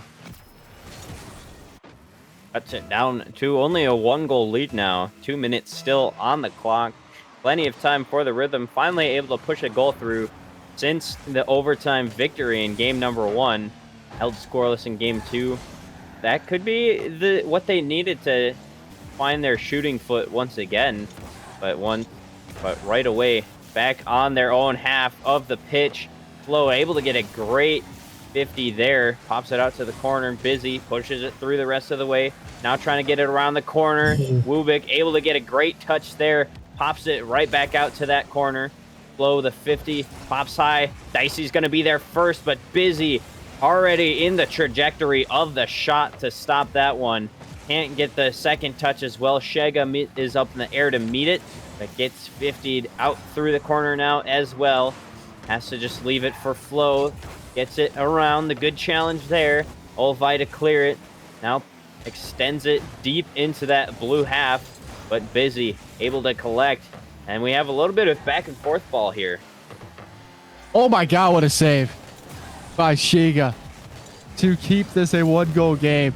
Pinballing off both posts. And that looked like a surefire goal. It was a great shot and a great look from Kansas City. Now Dicey fires one once more towards the net. Olvi will control. Olvi pass 1. Olvi won't get it past Busy. Just loses touch, but a double commit in the corner. Low, not a lot of boost. A good touch into a dangerous area. Busy has to carry it along the entire length of the field. 34 seconds. Once dropped out into the middle, a double commit from the rhythm. Wubik would launch it downfield on 0 boost. He'll steal their 100. Shiga with it off the ceiling. Looks for one more. Gets a good dunk. And 18 seconds to play. Just got to play some defense. Dicey time wasting. A great pinch. That could do it here in game 3. And this defense from the Outlaws has been so great. But, I mean, they have been able to shut down Shega. And that was the difference maker for the Rhythm in game number 1. Really on the offensive boots for the Rochester squad has been shut down since then, and that is, in my opinion, why Rochester hasn't been able to really keep up with the Outlaws, because that defense from the Outlaws able to shut down Shega, really able to shut down the entire Rochester team. Yeah, 1 goal in just the last 10 minutes of Rocket League for the Rhythm. I mean, it's now or never is your series life on the line, down 2-1. And I mean, Kansas City has looked amazing. It wasn't the goal output that that we'd expect from the previous games, but sometimes you just got to win the 2-1 games, the 1-0 games, and just play defense. It's what they did, and it works out for them in game 3 as we head to game 4. I mean, for the Rhythm, it's being able to find your offense through other options besides Shiga. That's the name of the game. What they have to do early. Yeah, I also want to point out only 3 shots for the side of the Rhythm. Like we have mentioned, it's not just the goal line defense from the Outlaws. It's that midfield presence. It's that earlier or front half of their own back third of the field that they have not allowed those shots to even come through in the first place. So it's hard to really have that goal output volume on the side of the Rochester Rhythm if the Outlaws aren't even offering you that chance to take those shots to begin with. But Shiga trying to get started here in game number 4 once again, picks up 100, picks up the ball, but Wubik is there to put a stop to it. Now looking for the transition here on the side of the Outlaws. Olvi through the corner. Flo is able to push it right back there. Meets up with Busy. Connects with Shiga. Actually not able to get the touch. Leaves it for Busy. The double just hits the post. And that one they will want back. Yeah, it's been a game of just inches so far here in game 4. Dicey just a bit too careless with the ball. And it's another post save for the Outlaws. Flo now once again on the ball, but nothing going there. Wubik and Olvi both commit. Dicey down in the corner. Dicey looks for the double. He'll beat one. Dicey, oh my, where's the shot? There it is. It's Wubik. It's 1-0. Such good offense from Dicey, from this Outlaws team. Dicey in there, got the double 50 and was still able to push it out to the midfield for the shooting Wubik there. I mean, this Outlaws team is playing at such a different level than Rochester right now. They're clutching up on the defensive half. They are breaking down on the offensive half, and they are really not affording Rochester Rhythm to do anything with the ball right now. Yeah, it has been, I mean, just pure domination, it feels like. Game 1 just feels like a fluke at this point. I thought the Rhythm were going to kind of have a chance. They had the momentum, and it's all gone missing as I speak that one into existence. It's a whiff from the Outlaws. And now Olvi will take it. Not a lot of boost. Busy will get the 100, but he does not get the ball. Low up. Just kind of gives it away. Wubik goes. What a shot from Dicey. What a save from Busy. Dicey controls, just stalling it, being that nuisance in the corner. Olvi. Now, nothing too dangerous there. Dicey goes again. 40 boost. Now 30. Dicey off the backboard. Shiga will hit it, drops it down. Wubik was already up. He'll miss though. Olvi last back. A bump away. And it's been in this left corner for almost the entire game. Olvi towards the net, a bump. Where's the shot? Wubik won't commit. So let him just hit it away. A good fake shout from him. Wubik to Shiga now on it. Dicey waiting for him. His turn into the air. Blow beats him out. Olvi to Wubik. Shot saved. And I will update you guys on one of the other games. Fargo and Omaha, the 1 seed and the 4 seed, are in game 5 right now. So that's a big, both these games, both these series are big as Dicey looks to double their lead and can't. Still on the offensive half here for the Outlaws, though. They've been here for a long time, and they will finally get the goal to show for it. Dicey just sneaking it underneath the crossbar, but right over both of the defenders. 2 members from the Rochester Rhythm jumping for it. Neither able to get to the ball. Shiga got a touch on it, but when he did, it was already too late. Now Olvi trying to get a kickoff goal here. Not able to do so. 2 minutes on the clock. 2 goals for the side of the Outlaws. Able to still keep up on the defense. I have been singing the praises of this Outlaws defense and midfield presence since game number 2, and they have been showing out for it. Wubik, the shot going to be saved by Shiga. He's the man that needs to get going on this offensive half for the Rochester Rhythm, but that bouncing shot from Busy will go through for the side of the Rhythm. They have finally gotten a goal here with 1:30 on the clock. Yeah, that's a great shot from Busy. Just bounces it perfectly over the defense. It hits the ground right where it needed to for the angle. 1:29 to play. You need a goal to stay alive in this series. Wubik will take it. He's overflow. Wubik towards the net. Shiga does save it. Dicey out to Olvi. Olvi, it's a weird bounce. Can he stay with it? He will. And Olvi says, I don't care about the goal. I'll get my own. 3-1. Nobody from the Rhythm challenging that ball. Busy not even jumping for it, right under it. And just a complete breakdown of the entire Rochester Rhythm defense. 3 goals now the side of Outlaws. 1:15 to play. And Outlaws, they have been showing out here. 2-1 scoreline in the series. 3-1 scoreline in the game here. And they look to advance to that 2-0 Swiss stage with relative ease, I might say. Apart from that first game, they have really looked in firm control of the series. Yeah, I feel like it really should have been a sweep. As a 4th goal just kind of goes in. I wasn't expecting it to, but Dicey just slots it well enough, and it goes in. 4-2-1. Blow just misses. Off the post and in as well. The Rocket League gods, they are also smiling upon this Kansas City Outlaws squad here right now. Now 45 seconds on the clock. Dicey Moon just gets one more. Gets a hat trick as well for his efforts, and it seems to be all but over for this Rochester Rhythm squad. Yeah, the Rhythm are going to have to... I mean, hey, at least he took a game, I guess.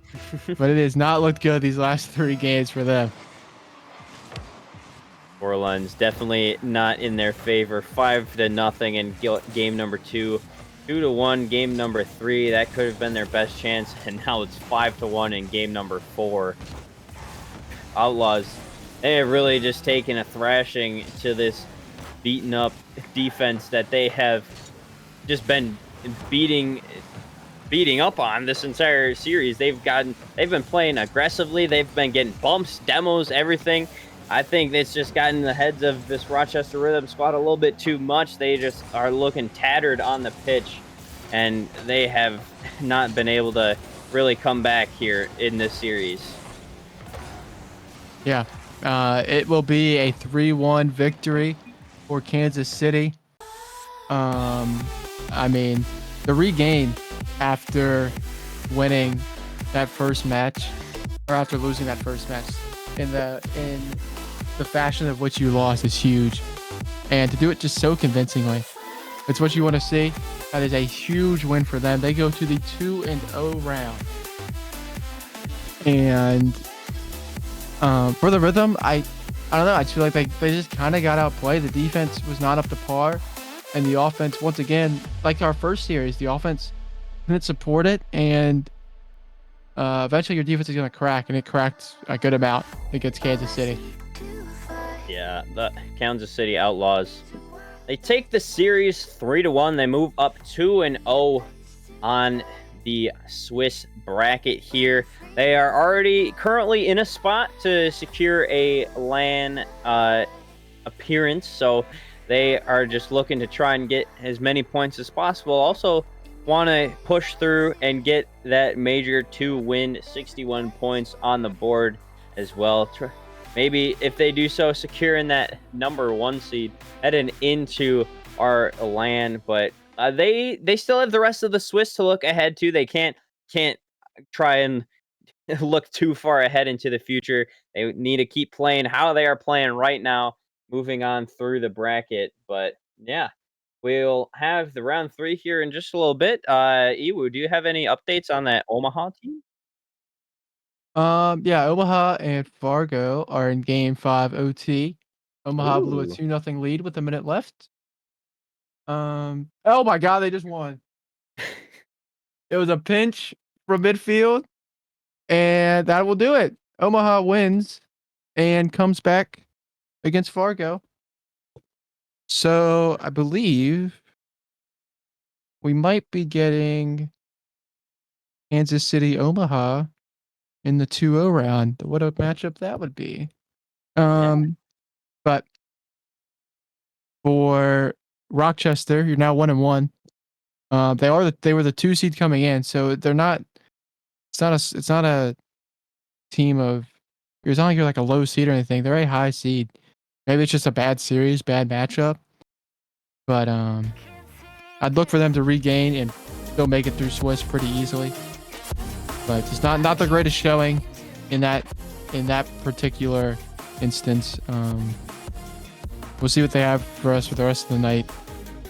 But for Kansas City, you're looking to make that top 4 and get into that upper bracket of LAN. Just a spot out. And if you can go 3-0 in Swiss, you are clearly doing something right and well on your way to doing that. Yeah, 3-0 in the Swiss. You also secure either the 1 or 2 seed going into the playoffs. So, I mean, you end up getting those more favorable matchups further on down the bracket. So they definitely want to try and look to do that. We will have to see who they end up facing in that high round 3, but we will see in a little bit once we get the seeding and the matches all put through in for Swiss round 2. Happening elsewhere right now, Des Moines, they were able to bounce back from their round 1 loss. They beat Bloomington in 5, so they're able to push up to the 1-1 seed. But yeah, Iwu, you have anything else for us? Well, in the 2-0 round, it will be Omaha versus Minneapolis and Kansas City versus Duluth. So probably the 2 hottest teams so far in Swiss will dodge each other. For now, we'll see if they meet in the playoffs later. But Swiss round 3, I think, is where it really starts to that fatigue of playing kind of starts to settle in, because you normally do double headers and you're playing 2 best of 5s in the same night, but now you're playing 3, and it's starting to settle in that, hey, these are huge series, because for certain teams you're already down 0-2 in Swiss. You have to win out. That's a daunting task. For the teams, maybe the 2-0 teams, we can lose this and you're getting complacent maybe, but hopefully that's not the case. You just gotta keep trucking along, and this is where it really gets serious and the best players will show up. Yeah, for sure.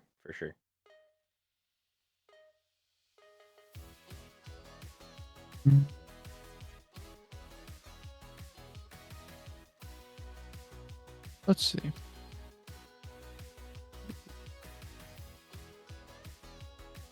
All right. So that is all for us, and that's all for me tonight. Thank you guys for watching the first 2 rounds of Swiss. We'll be back for rounds 3, 4, and 5 coming up shortly. See you after the break.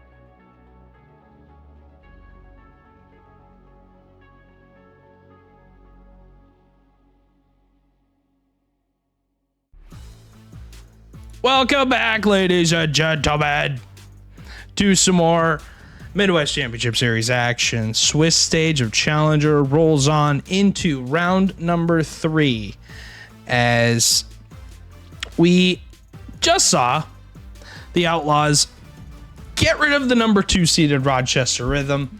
They move on to the 2-0 round where they find themselves facing off against another 2-0 team, obviously because that's how Swiss works, Sleeper, but they play Duluth, and Duluth is a team that has been consistent all season long, but they are, I believe, right now, the 3 seed, Kansas City, the 5, should be a good matchup. Yeah, these teams pretty close in points-wise anyways. Still looking to continue on their winning ways. Both of them undefeated currently. Duluth has gone through couple different teams. They haven't swept quite yet. They beat St. Cloud in 5, and then they beat what was it? Bemidji in Chicago. In 4, so Chicago. The jungle. Oh. The jungle. But My bad. no, you're good, dude. The this Kansas City team was actually a thing last season as they were I believe came in 3rd in Challenger, and they decided somehow to get their roster together again and under this different team. It'll be interesting to see what ends up happening here because we're in round 3 and you see all the 2-0 matches. I think the other one we could have watched, Omaha and Minneapolis, would have been a really good series. I just think Omaha right now is just too goddamn good.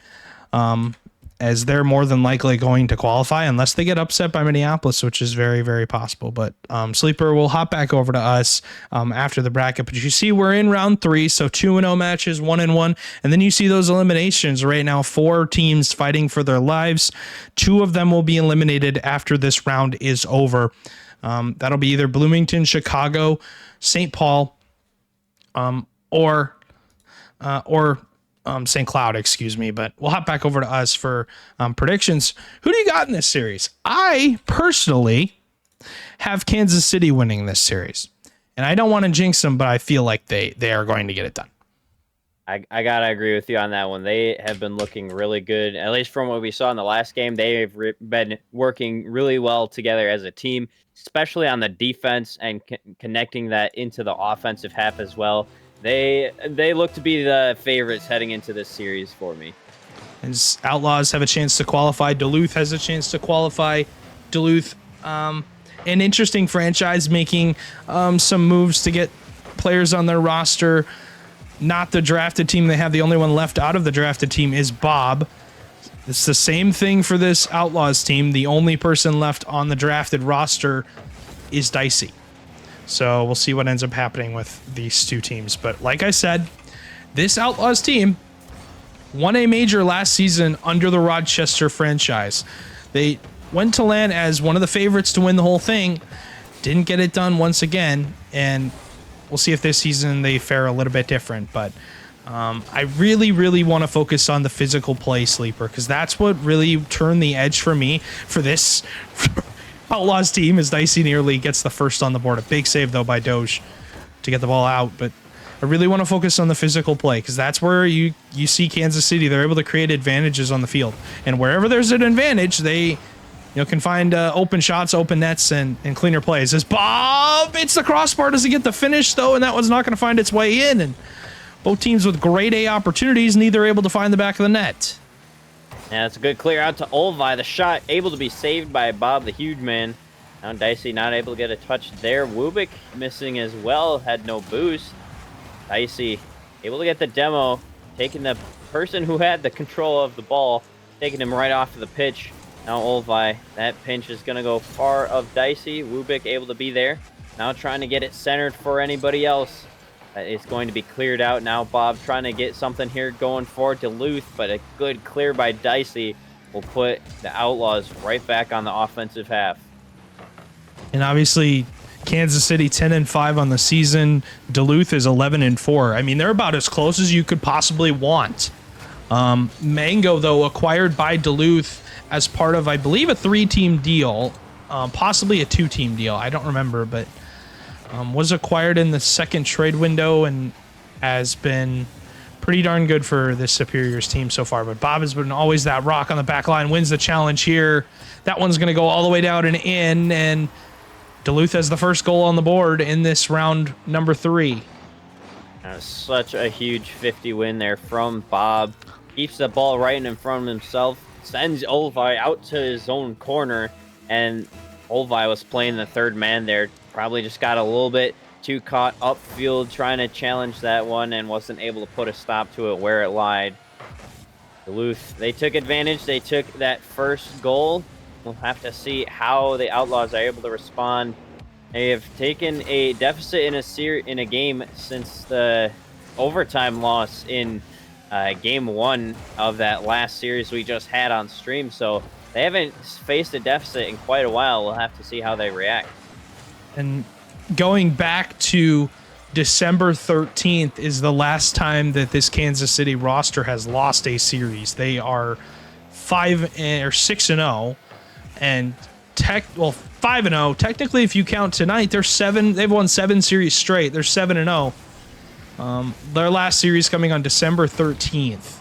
And a fun statistic is out of the 5 wins that they've had, 4 of them have been in Game 5. So they're a team that is no stranger to playing on the most stressful points of the series. But Doge is able to get that fake on Wubik, and Bob's able to strike. And I don't know what Duluth ate for breakfast, but great play from them on the front half of the ball. Gets the fake, easy shot.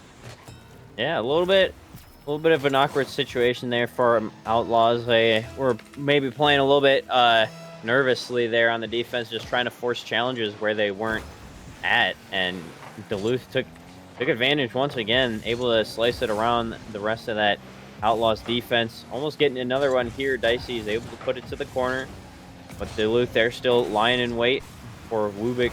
Meets up with Olvi, now trying to move it down to the rest of the pitch. Mango in the corner to collect it. Able to push it through Dicey as well. Wubik, no boost, gets demoed. Mango takes the shot, and it's an open net goal, and Duluth is now up by 3. And this does not look like the same Kansas City roster that just played. Obviously, Rochester's a whole different beast, play a whole different style of gameplay, Sleeper, and that's one thing I think we're going to have to keep an eye on is Duluth plays a more, defensive style. In the games that I've seen them play, they are more than happy to let the ball be brought to them. And that kind of counteracts how Kansas City plays. Kansas City, a very aggressive team. They don't like to give opponents a lot of space on the ball, as it's a big miss from Doge on the sidewall. Dicey will get one with 51 seconds left.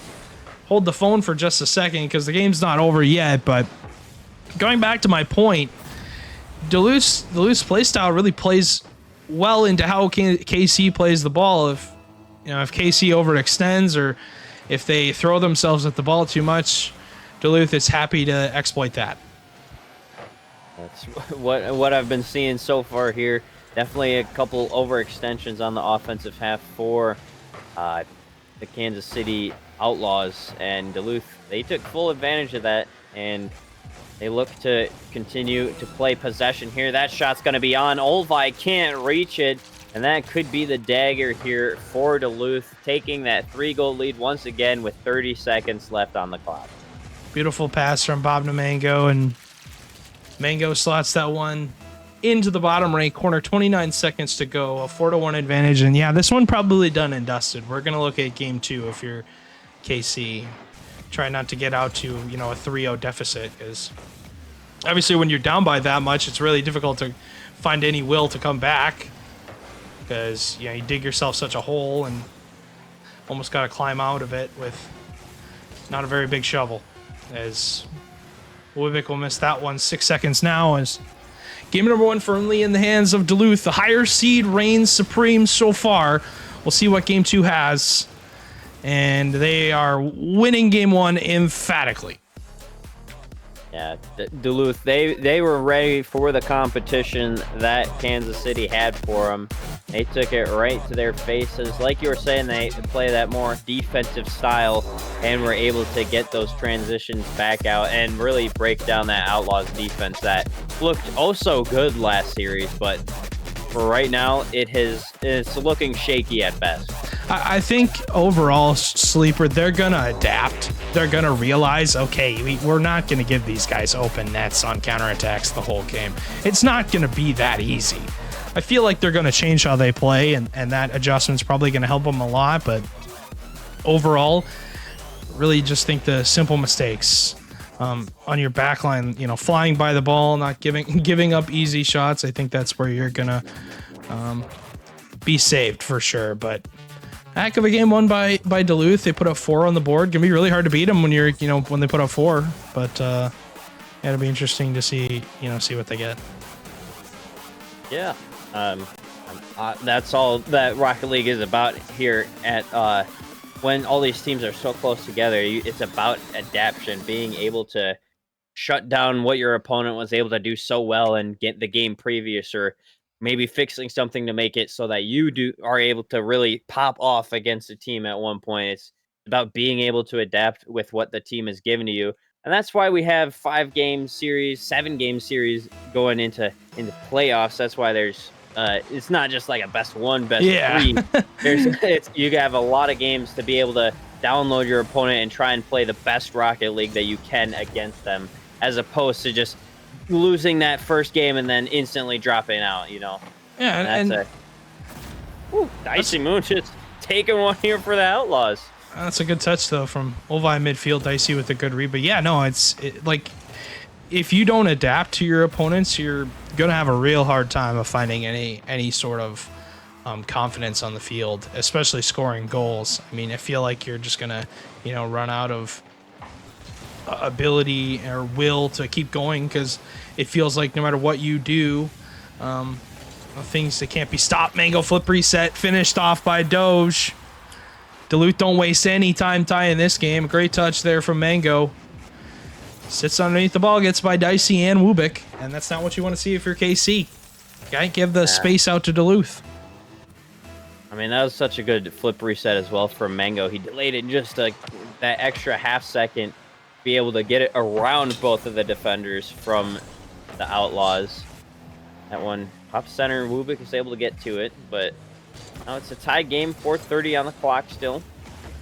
Bob trying to get this one out. Clears it out past the midfield line. Dicey puts it right back in for the Outlaws.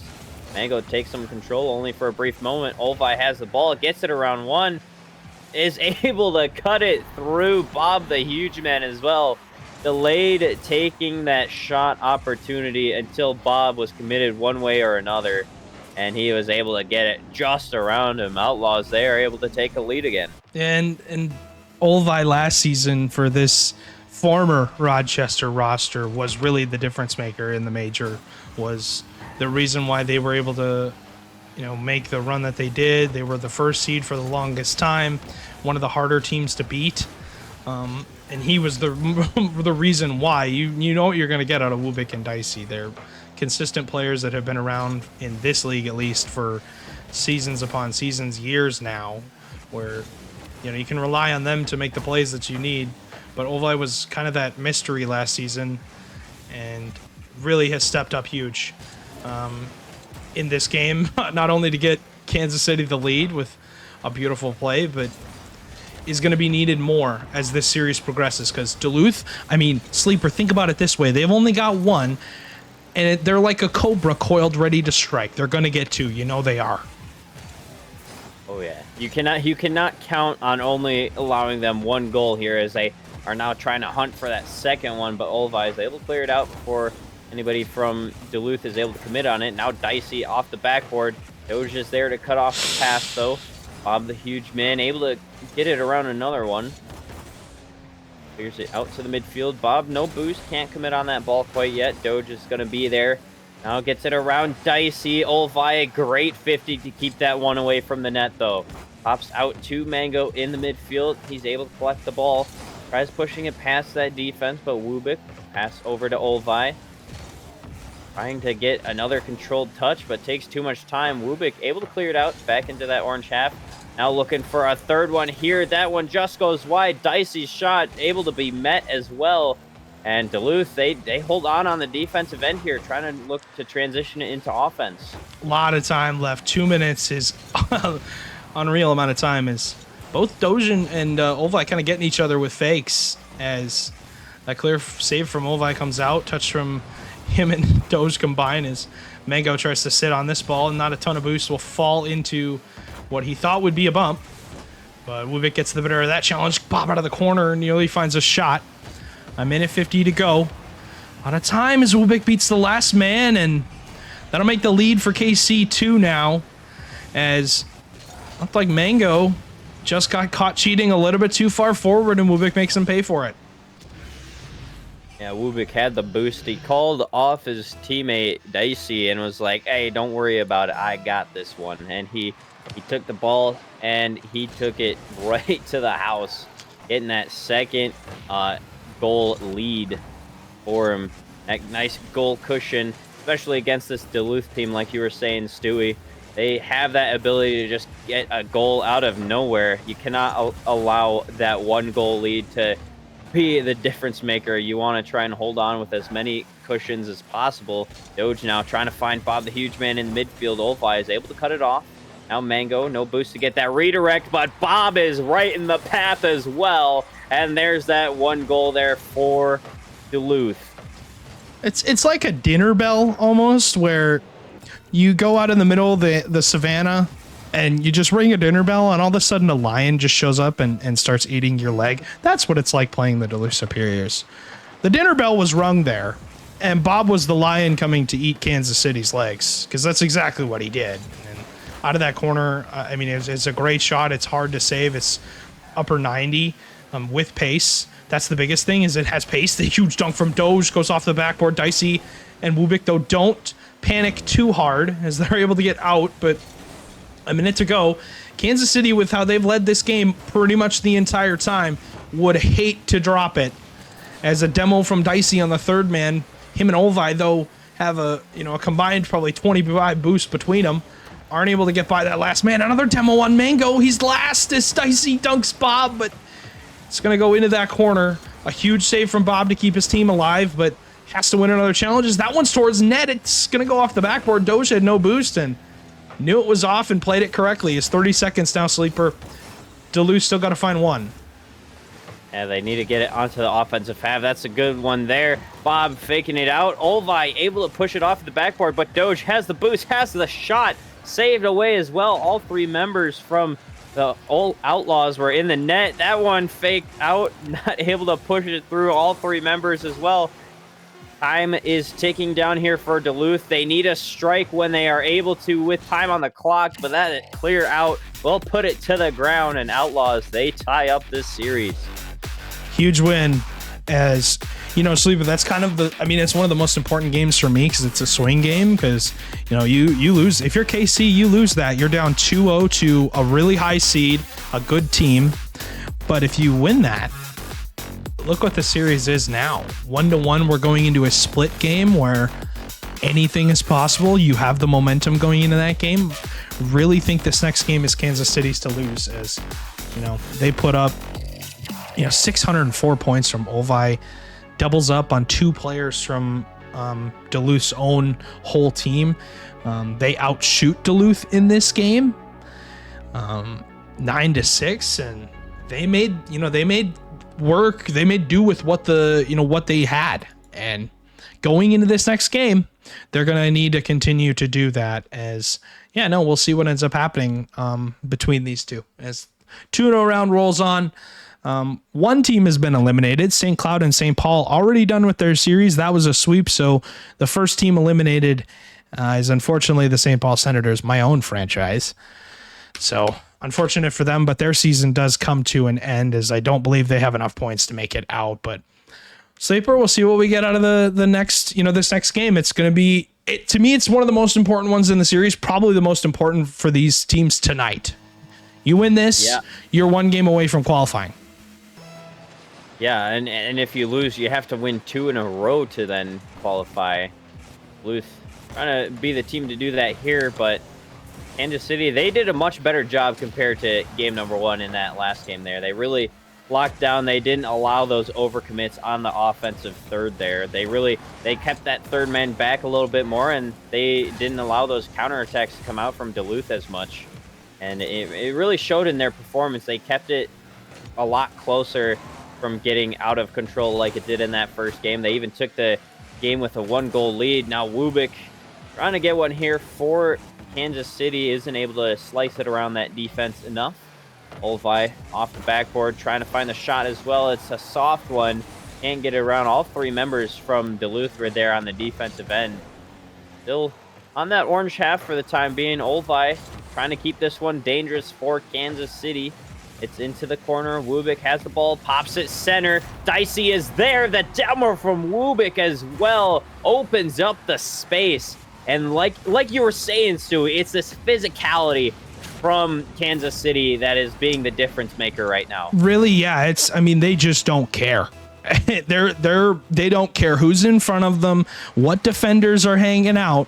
If you're hanging out on the back line and you don't got pace on your car, they're going to remove you from the field. And that's exactly what they said. They say toodaloo to the backline defender. Easy shot for Dicey. He's going to hit that 99 times out of 100. That's towards net. Bob makes the touch. Olvi, though, lining up a double for himself. He misses contact. Dicey tries to pick the corner. Can't get it. Mango clears. Is only him. Out of the two, him and Bob, only Mango has boost to work with. As Doge will hit that towards net. Olvi has no boost, has to scramble back and can't get there. And a miscommunication for KC on the back line as Dicey misses contact. And yeah, Wubik trying to make a play on the ball is not able to get there. And that's a big goal to give up there if you're KC. Yeah, a little bit of miscommunication, like you said, just putting Olvi in such an awkward spot with low boost. Couldn't get back to that ball. I'm trying to get it around here. Get do so past the midfield line. Olvi collecting again in the corner. Bob is able to get it through, though. Dicey with a big, long clear. Olvi is going to be there to challenge. It's going to be popped up high. Mango gets the first touch, pops it over that incoming shooter from the side of the Kansas City Outlaws. Now, Duluth, a little demo there on each side of the pitch. 2v2 situation for a moment. Olvi able to clear that ball out back to the midfield. Kansas City collecting once again, getting the ball possession, but they haven't been able to really get it around these members from Duluth here to try and push one through. Yeah, no, we'll see if they can knock that final defender out and get through. But yeah, first team eliminated was St. Paul, the first team to qualify. You'll never guess this, the 9-seed Minneapolis Miracles, they sweep the number 1 seeded Omaha Buffalo 3-0 to qualify and go 3-0 in the Swiss. Minneapolis is the first team out of Swiss to qualify for the top 8 bracket, so they'll get one of the higher, one of the two, either the 1 or the 2 seed, as that's really what you want going into that bracket. Sleeper next weekend is, you want to be the highest seed possible, but you also want to be in a confident spot on your team, and that's exactly what Minneapolis did. They go 3-0. They take out, Des Moines. They take out Brainerd. They take out the number 1 Omaha. Exactly what you want if you're a Miracles fan. as they get that done. But one of these two teams will join them. One of them will join Omaha in the 2-1 round, as Wubik will make this a 2-1 game.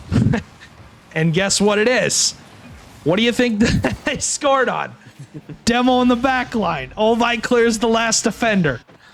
As once again, that continues to be the theme for this Kansas City roster.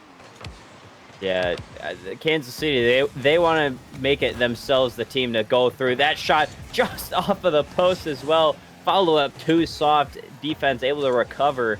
Still a 1-goal game here. Mango now trying to push it back into the offensive half here for Duluth. But that misplay there gets it out to the midfield line. Nobody collecting there now. Olvi does. Not a lot of boost. Able to get the 50. Pops it up. Wubik is there to collect the ball. Bob the huge man gets bumped out of the way, and Dicey is there to finish the play. Once again, the aggressiveness from this Kansas City team is working in their favor. I mean, it's just like, I said they don't care. I really don't think they care now. That just seems to be their theme is, if you're hanging out on that back line, they're gonna get rid of you, and they're gonna shoot the ball through you rather than around you, which is it's great. But if Duluth is able to figure out how to avoid some of these demos, they might be able to get out of their half and not give up some of these goals that they're giving up. Because looking back on it, you're gonna think about what you could have done better in these qualifying series, especially when you're in the 2-0 round and Sleeper, you're 2-0 on the day. You got to lose 3 straight in order to not make it. I mean, and realistically, your series should only get easier if you do lose 1 or 2. So it'll be important for Duluth to bounce back from this one and maybe tie this game up if they can. But they got to find 2 in 18 seconds, and it's not looking very likely. Yeah, they needed that shot to go through as well. That just missed off of the post. And good 50 there. Keep popping up from Wubik. Wasting a lot of time on the clock. 2-goal lead. This game is all but over. Kansas City Outlaws, they will go to match point. Duluth, they need to win 2 in a row here in order to try and punch their ticket in the 2-0 round of Swiss. But I just want to mention Minneapolis Miracles once again. They went through 3-0. They got that high seed going into the playoff bracket. They came in as the 9 seed, so they need all of these points that they can get to try and punch their ticket to land. The more that they keep upsetting these teams, you could say, the more likelihood that it is that they are able to secure that land spot. Yeah. They already have secured 20 points heading into that top 8 playoff. And the more that they go through that, the more points they capture, the more chance they have to secure a land spot. They could have already done it by now, but I'm not too sure because those points spread out between even like the 6 through the 10 seeds are just so close together. You never really know. Yeah, and obviously, you want to make sure that these teams are playing their best. But yeah, overall, it'll be interesting to see what we get, out of the rest of this series, because if Kansas City is able to close this one out, they will be so happy with themselves that they didn't give this Duluth team life. Because I really think if Duluth finds a way here to avoid some of these physical plays, we'll be calling a different game 5 than what I think a lot of us are thinking. As we'll see what we get. Game number 4 loading on in. KC 1 game away from qualifying into top 8 for next weekend. And right off the kickoff, they almost get it started. They do. Doge can't get around it. Olvi strikes first. 3 seconds in. What do you play defense for 4 minutes and 57 seconds now? I mean, obviously, you don't want that to be the only difference in goals here this game. 3 seconds into game number 4, already scoring right off the bat. Kansas City, they are keeping the good times rolling here so far, but Duluth now, they already have to play from a deficit, trying to erase it as soon as possible here. Doge just has to try and clear that one out. Mango pass back down to Doge, cuts it through the defense. That is a great play there from Duluth to, like I said, instantly get rid of that deficit. That's exactly what they needed to do, though. I mean, when you're losing in a game, Sleeper, you really, really need to, just tie up the game so you don't have to worry about, any issues. But it's really important for you to not be sitting there down by one goal for, 2-3 minutes straight, 'cause it feels like you just can't get one. And then you start to panic, and then, poop really hits the fan. But Ubik lining up a double, gets the shot, bottom right corner, and that's exactly what you need from him. Pass off the sidewall from Dicey. Ubik lines up the double, and you just can't give a player like him that much space, because he's going to make you pay for it, as 3 goals in the first 45 seconds is not what I pegged for this game for. Yeah, no, especially from the defenses that we've been seeing so far in this series. 3 goals in 45 seconds seems like an outlier here, but there's a fourth one. There's a fourth one in 50 seconds. Why not? Doge gets it right back for Duluth, and we may have a very high-scoring Game 4 on our hands. Yeah. I'm expecting this game to end, 6-5. It's probably going to be 7 to... I have no idea. I mean, I really think we're going to get to that point, hopefully. But we're a minute in. We got 4 goals already. As looking for 5. The bump came in from Mango, but Bob decided to hit the crossbar. As Olvi gets demoed off the ball, Doge shut down again. In the midfield was Mango. Him and Bob trying to work out of the half now as see the boost mounts. The only one really with anything is Doge. Him and Mango, yep, and that's going to be a goal no matter what. As you bump Doge out of the way, the only player with really a lot of boost here as Mango and Bob. I mean, that is a slot from Ubik top right, and there is no chance for any recovery from this Duluth side, as we have 5 goals in a minute and 15 seconds. The bullying from Dicey combined with the shooting precision of Wubik is just such a deadly combo. We've seen it a couple times, and we just saw it there. I mean, at this point in this game, I feel like it's not about who is able to continue scoring, but who's really able to lock down on that defense first to stop the scoring into their own net. As now Dicey gets a 4th for the Kansas City Outlaws here. And his game is starting to get a little bit out of control here. We're in for an interesting finish for sure. As this is the only series I believe that is left. As a lot of them have finished off. We'll give you a recap after this is done. As this we're up to 4 goals now for Kansas City, as they're looking for 5, knocking on the door once again. It's Olvi as he continues his scoring streak. Now 2 for 3 in this game. Into that corner, Dicey dunks Mango. Doze turns right around, and you just can't give the Outlaws that much space, because they are just continuing to cause problems on that back line for Duluth. Duluth now have to find 3 in 3 minutes. I mean, you figure a goal a minute, it's doable, right? Yeah, especially with the scoring time that we've seen here so far in this game. 3 goals in 3 minutes almost seems like too much time for it, as Wubik almost gets a 6 there for the Kansas City Outlaws. Defense from Duluth able to hold on this time, though. Now Wubik hunting once again, has some boost. Almost combines with Dicey, but it's down to Olvi. Shot is going to be saved away. Defense is here, starting to lock up a little bit more now. Mango trying to get here one for Duluth. That's past center for Bob. Olvi able to get the save. Dicey Moon transition down the other way now. Not able to get it around Doge. Had the better of the possession game. Demo on the goal line. Nobody from... Never mind. There is Wubik to shoot for the Kansas City Outlaws. I was going to say no one to shoot, but Doge, he just let it go right back into the hands of the Outlaws, and they just get a 6th. Why not? Why not? This is the only series we're waiting on currently, as it will decide, who's going to play in the 2-1 round and who is qualified, as all the other matches have been completed, as we're just, waiting on this series to finish up. Looks like we're going to be done here in Game 4 in 2 minutes, as Kansas City just continues to bully Duluth on the back line. I mean, you see Dicey rotating. He's not looking for the ball. He's looking for players to remove. That's an open net. Wubik's got 7.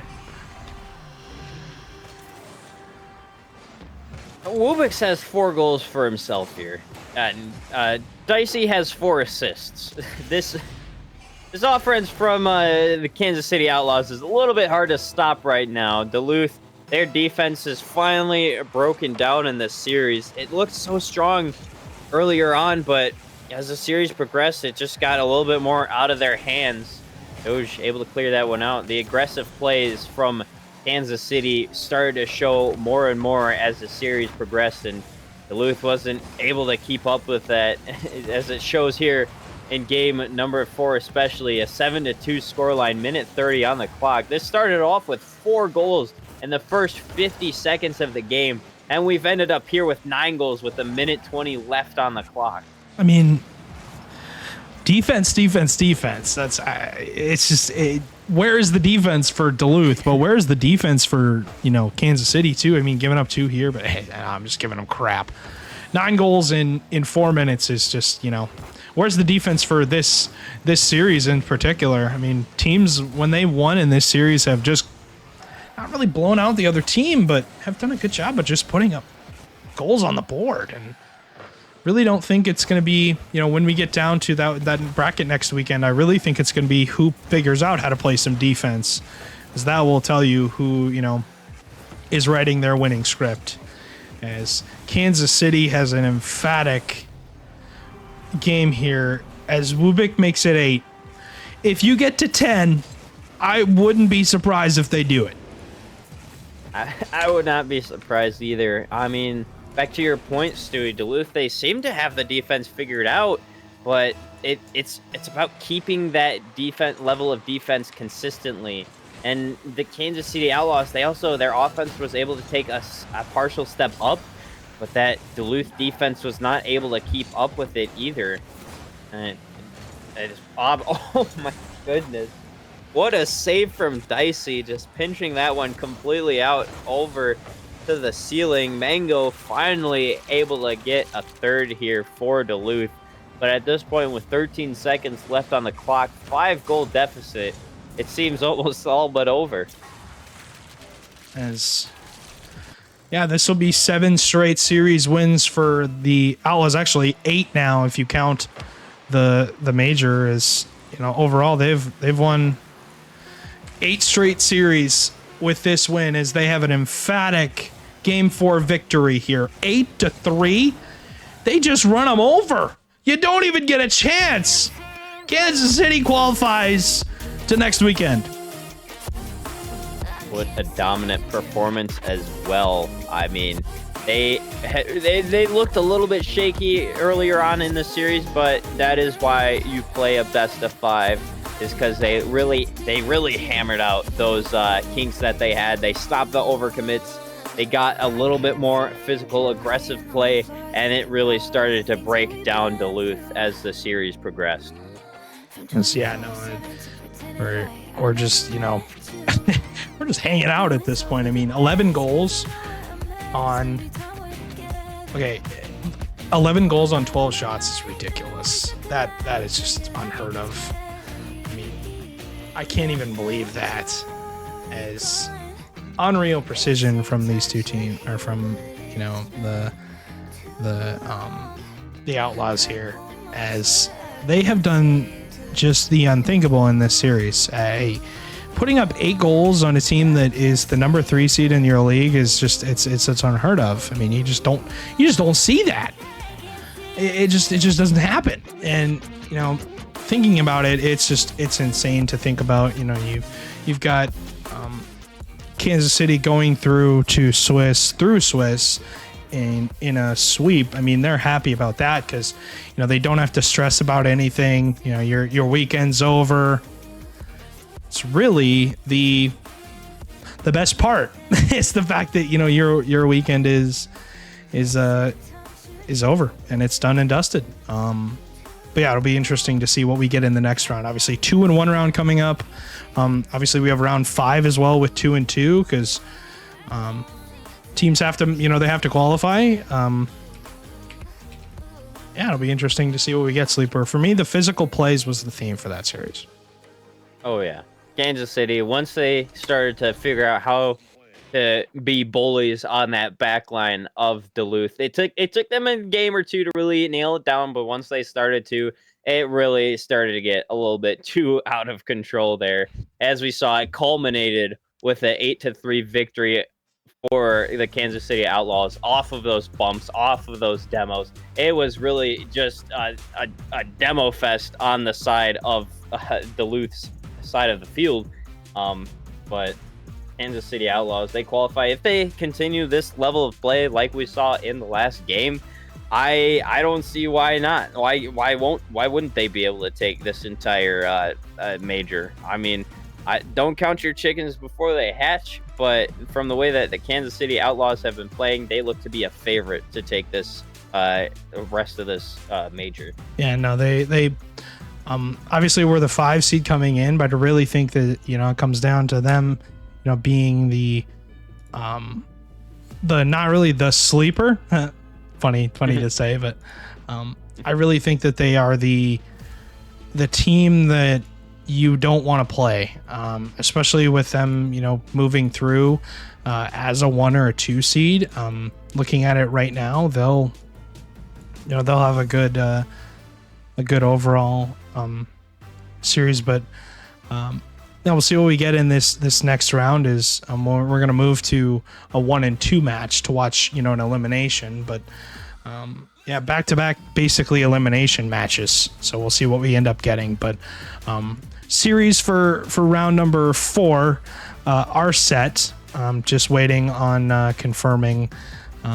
Obviously the bracket, we'll get that to you guys after the break, but it'll be interesting to see, what we get as that's all I got. I don't really have anything else. I don't know about you, but it'll be interesting to see what happens in this next elimination series, because I mean, teams are fighting for their lives. We're going to really where nobody wants to be, the trenches. It'll be tough for these teams, because you have teams that are coming out of the 1 or the 0 and 2 round that have made it up into the 1 and 2. They're gonna have to deal with basically winning back 3 series in a row, and they're gonna have to figure out how to do that. But regardless, I think some teams are gonna figure it out. Regardless, when we come back, Swiss round 4 is on the clock. We'll see what ends up happening. That's coming up after the break.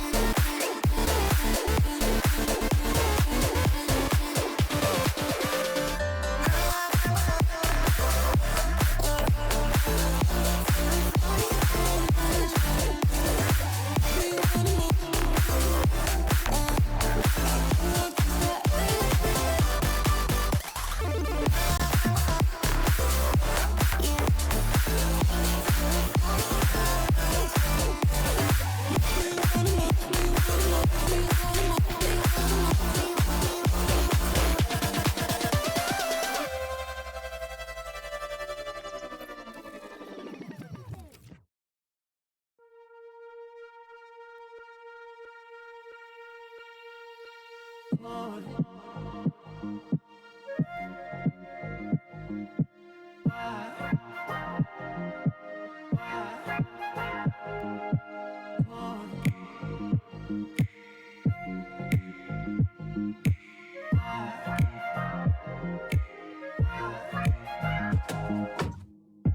carried you home, taking all the weight off your shoulders. Now we're long gone, falling into 1 year older.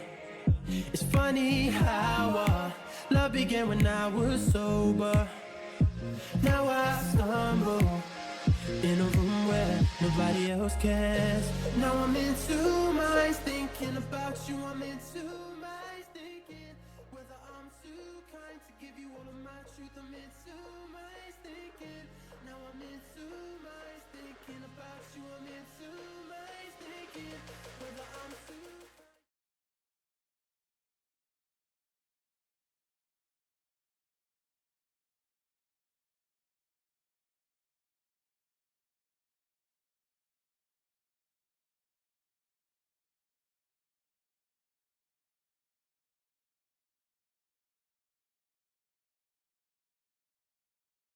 Hello, hello, hello. Welcome back to MCS. I gotta meet you. MCS Challenger Major 2 Swiss. I'm joined by Sleeper, who's been here this whole time. It's been a pleasure sitting here and listening to you cast. And now we're getting to the business end of this Swiss. A lot of teams fighting for their land lives, playing all months and months of Rocket League, coming down to literally in the next hour of Rocket League. And for 3 teams in this round, this is the end of the road. We're jumping down to the 1 and 2 stage now. We have the Green Bay Knights taking on the Bloomington Maulers. So one of these teams will be ended up going home. The other one will advance on to that 2 and 2 stage, but it's your last life. You gotta win here, and you gotta try and continue on down the bracket. As we see those teams up in the 2 and 1, Omaha taking on the 1 seed, taking on the Rochester Rhythm, the number 2 seed up there, and it's a lot of close matches up here in this next series. So as we continue on down the bracket, more teams will be eliminated, and more teams will qualify for that final playoff spot. Yeah, I mean, you said it perfectly, and I think this series especially. I mean, Green Bay's a little lower on the end. They need a lot to go their way, both in Swiss and in the playoffs. But Bloomington, they are very close to that edge, and all they need to do is realistically make top 8, and a lot of scenarios do have them just making land. And I mean, as we get started in this matchup, I think we should predict a little something, and I have to hope and pray and back my boy Clash DA. And I'm hoping the Bloomington Maulers take this in 4. Yeah, I'm gonna take Bloomington, but I think this is gonna be a really close series. I'm gonna go 5 for Bloomington. Hoping to get that game 5 action. Riser demo on that back line, not able to result in anything here. Rees clear out. Flash DA trying to find the dunk, can't get it. Now Riser off the backboard looking for that double, can't get it down enough. Maleficent trying to shoot it through, but ends up missing the goal as well. Quesadilla now trying to get a team pinch out, able to be cut off. Still in the midfield, Maleficent trying to get one here, still looking for the opening goal here in this series, but neither team able to find it quite yet. And the Green Bay Knights are immediately starting off with a lot of offense, a lot of high pressure opportunities, just immediately pushing the Maulers into their own half as Quesadilla almost sneaks one top bins. Risser able to get it away. And already this matchup, you can tell both teams are fighting for their lives, both for their Swiss lives and for their season lives. Yeah, there's a point there where I couldn't go 2 seconds without hearing a demo from either team there, but neither side really able to take advantage of that. As still 0-0 on the scoreline, 3:30 left to play. That's an infield pass, but Green Bay Knights are pushed a little bit too far forward to take advantage of it. Now Reese, the shot, able to sneak its way through, and the Bloomington Maulers will take the opening goal here in this series. And the pressure pays off. They were able to withstand the Knights' pressure early on, and one opportunity, ball mid, and Reese with a beautiful jump and just able to sneak it into the bottom corner. And the Maulers start off strong. But if you're a Maulers fan and you've been watching every game they've played this season, like just following their journey and how the season has progressed, you know they always start off strong. They always start off every single series strong, and then they just slow down towards the end. So you just be hoping. I'm hoping that this won't be a game 5 because unfortunately, I may have been looking at some numbers and the Maulers have lost 10 game 5s this season, which is crazy to even think about. If they win at least half of those, they're pretty much guaranteed for land. So hopefully they stay strong and just continue on as they're back on the defense. And so far it looks steady, looks strong as Clash puts on the goal line. In case that he able to push it through, and a 2-goal lead for the Bloomington Maulers. It's about keeping up that level of consistency. No matter how long a series will go, you need to try and keep up that level of play.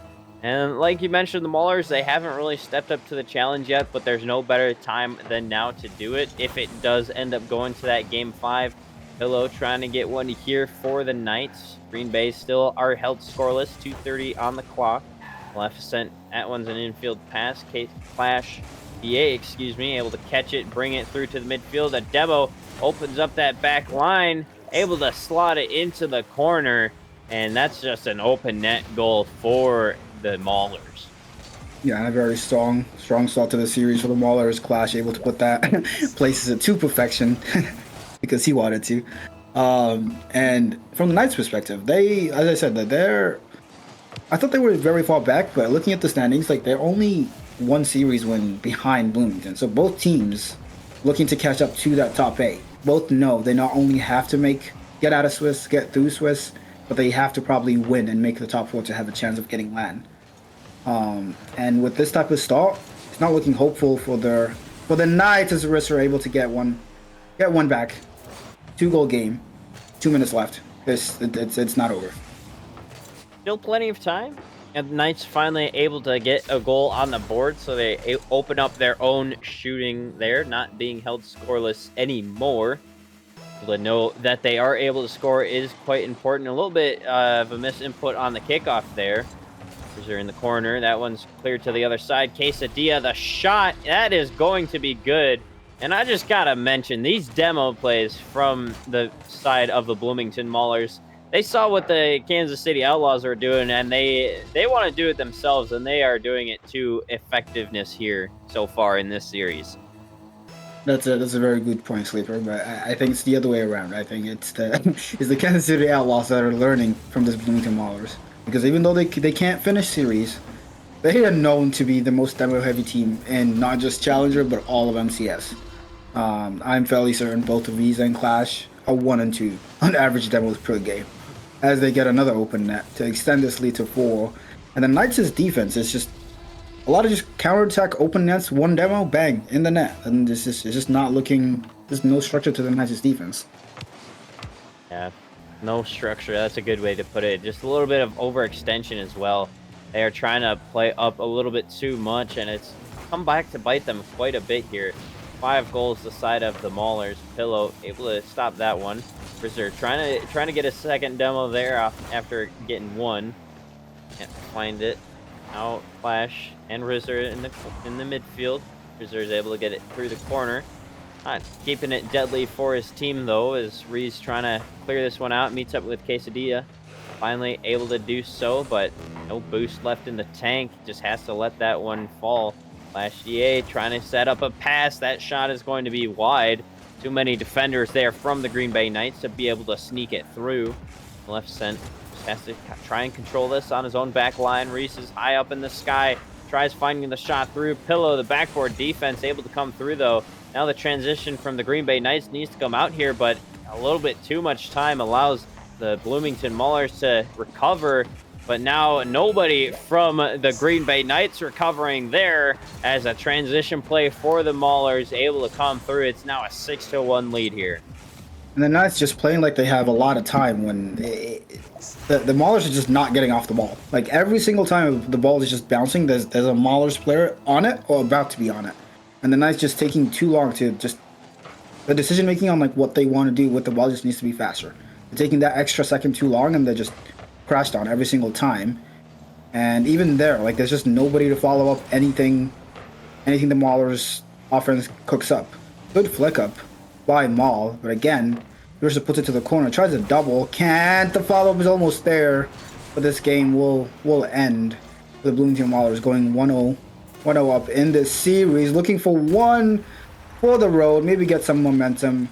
Beautiful pass by Maleficent, and a good finish by Pillow.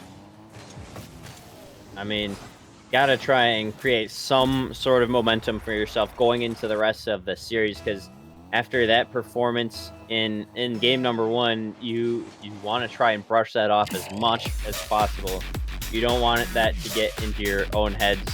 Like, you want to try and clear that, act like it never even happened, and just go on through the rest of the series still with that mentality that you are able to win, you're able to take those victories, score those goals. Especially with how the Maulers were playing, they didn't allow the Knights to do anything with the ball. So Knights, they need to try and find a way to come back into this one here. They do, and I don't think it's still out of it. Like as we said, like it seems like a lot of the goals, like at least half of the 6 goals, it's just open nets pretty much, and then a couple more is just the one demo. But then there's nobody able to like follow up and like help the teammate. There's a lot of high risk offense that's just they're not creating enough good opportunities on offense, but they're committing more bodies than they need to, which is just creating just like too much open space on the back end. And the Maulers are just taking full advantage, and they'll be hoping this continues. For sure. Maulers, they had a good game plan coming into this, and it has worked out very effectively. Knights, they need to try and figure out how to stop this offense from working out for the Bloomington Maulers. We'll have to see exactly how they adapt and are able to come back here in game number 2 as we start getting this match on ready. Again, one last life remaining. If you win, you move on in the Swiss stage. You lose in this matchup, and then you go home, and your LAN spot, you don't get a LAN spot. So that's the end of your season in season number 10 for MCS if you lose here. That is an insane way to think about it. Like, this is the last series for one of these teams for the season. They're done after this, and both teams looking to make sure that is not them. As the Maulers immediately start back on offense, more demos continue from Ruiz, and immediately they're getting pressure, but they might have just overcommitted. 2 double on the sidewall as well. Quesadilla with low boost. Rissa puts it to the backboard, puts it on net, but Ree's able to put it away, and Clash will be able to follow up. And that's the difference between these two teams. When the Maulers' defense is in trouble, when they're in danger, like the Maulers players are able to recover and cover for each other. But one pop shot goes in between 2 Knights players, and the Maulers take the lead in game 2. Yeah, just as you were saying with the Maulers' defense, the difference is there. It shows why that is a difference. I mean, 2 members from the Green Bay Knights, when that shot first came out, they were both in the corner of their own side of the field, but they weren't able to get back into the net to make the save. And the Maulers, they take the first goal once again. Get a couple demos here. No infield pass comes out, though, so not able to get a shot through. Clash able to get that 50 centered for Quesadilla, and his shot will be able to go through a second here now for the Maulers. Yeah, this is the longer this goes on, the longer this continues. It's just not pretty looking if you're a Knights fan. Like the Maulers don't even have to create that many good opportunities. They're not really beating anybody. They're just putting the ball center, and there's just one guy in net with low boost, and it's just boom. If you're a Knights fan, this is disappointing to watch. I mean, they still have a lot of game left, and even if they lose this match, there's still one more loss. They can afford one more loss, but putting yourself in a position to reverse sweep with your season on the line is brave, to say the least. As a mistake by the Maulers, and Risser is able to just follow up this center by Risser, or Maul actually, or Clash rather. Yeah, the Green Bay Knights taking advantage there. They obviously don't want to try and let it go to that reverse sweep situation. That's just a kickoff goal as well. And just like that, AK, it is now a tied game. And with your season on the line, that is the type of luck you need. And excellent cheat by Maul, and you will take that. And now you need to build from this. Because as I said, you don't want to put yourself in a position to reverse sweep. So just try your best to take this game home. And that we just started again. I'm minute 30 off the clock, but we're even. And it's all to play for. As Maul goes missing. Pillow low boost back. Center for Clash. Puts it to the backboard. It's going to be a follow-up. Reese takes control. Beats 2. But again, like every time the Maulers come forward, they just play it slow, make one person commit, and all of a sudden a demo on net, and Pillow thankfully does not panic even on 0 boost. But then Maul just gives it away to Clash, and here come back the Maulers. Yeah. Now, okay, so Dia trying to dribble around Pillow, can't do so. The transition now for Rizzer. Reese not able to get back. And the Green Bay Knights, they're starting to cook up a little bit here. They now have the lead in this game. Still half the time left to play in game number 2, but their first lead of the series, it's starting to look a little bit better for the Green Bay Knights here. Their defense it still looks a little bit shaky at times, but has been able to hold on so far since those first 2 goals came out earlier on in this game. But I mean, the Bloomington Maulers, they have been knocking on that door of the net for quite a while here. They just haven't been able to push one through for a bit. Quesadilla's up in the air, waterfall down. Nobody from Bloomington able to get that shot through. Reese trying to take it through once again. Risser able to get the saves. Pillow a good 50 there. Pushes it back out to the center of the field. Reese takes control. The double, it's just off. And just like that, the Green Bay Knights continue to hold on, and another great save from Pillow keeps the lead in favor of the Knights. And the Maulers' offense is just suffocating now. They just continue to batter the net. They have not been able to get in yet, but if this pressure continues, it's only a matter of time. You also got to be careful not to leave your backhand empty, not to over-aggress. There's still a lot of time left. You don't need to push too hard for a goal. But yeah, they've had like 4 or 5 goal-scoring opportunities this game. And good stoic defense by the Green Bay Knights as Reese almost tries something flamboyant. Well, there from Quesadilla opens up some space, not able to take control of the ball. Now does. Clash DA is in the corner, not able to get the redirect. Hunting for a bump as well as Quesadilla. Not able to open up that space to allow the Maulers a goal. Now Maleficent trying to get something here for the Green Bay Knights once again. Clash DA through the corner. Able to get that second 50 as well. Rizzer controls the ball. Gets a 50, pops out center, leaves it for Pillow, hunts a bump. The shot going to be good. And the Green Bay Knights, they now take a 2-goal lead. 45 seconds on the clock this time. And what feels like a game where the Maulers have been on perpetual offense the entire match. The 2 goals down with 40 seconds left. This is Rocket League. Again, like, but there's still time left. There's still opportunities. That end, Ree's able to put that away. But it can show that no matter how much offense you have, like, you have to put away the opportunities you get, because the Knights have been efficient with every opportunity they've had. They've taken advantage of every mistake the Knights have made, and their reward might be this game. As the Maulers are awkward in their own corner with the clock just ticking down. And the Knights just playing time, puts it center almost. Pillow just backing off, letting Reese hit the ball to him, just taking more seconds off this clock. As the Green Bay Knights will take this game and tie up the series 1-1. A good comeback here for the Green Bay Knights. It was looking like that shakiness from game number 1 earlier on, but more that the time went on, they were able to really lock in on that defensive end. Anything that the Bloomington Maulers threw at their net, they were able to save away. And to your point there, what seemed like to be like most of the time on Bloomington Maulers offense, they were only able to get 2 goals out of it, which I am surprised by. And the fact that they only had 2 goals after all of that pressure, it just seems like a miracle here for the Green Bay Knights. Yeah, and the longer this type of match if this match is like this and the Knights take it, oh yeah, I planning to hear the Mauler's thoughts, because they started off the season hot. They were in a lot of people's opinions and in the standings a top 4 team, just on luck. They were that far ahead, and then a few bad weeks, a bunch of Game 5 losses, and now all of a sudden they're just 2 games away from just their season ending. The mental cannot. They need this match to win. And I know a lot of people, like, we all say that in Game 3 always, because I mean that game gives you an advantage in its series point. But given the season the Maulers have had, yeah, this game is everything.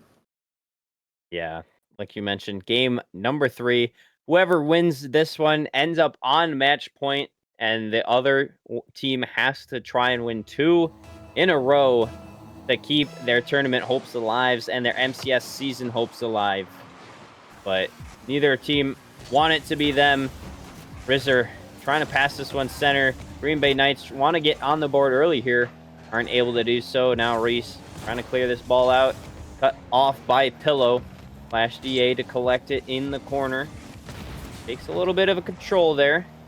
Demo on Risser. Reese pass up to Clash DA. It's going to be cut off before it can really even get to him. Low boost here on the entire side of the Bloomington Maulers, though.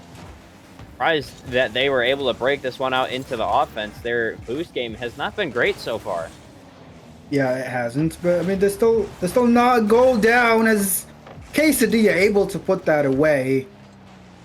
The Knights just turning it back around on them. They're now the ones who are getting the crucial demos, almost getting a shot on net.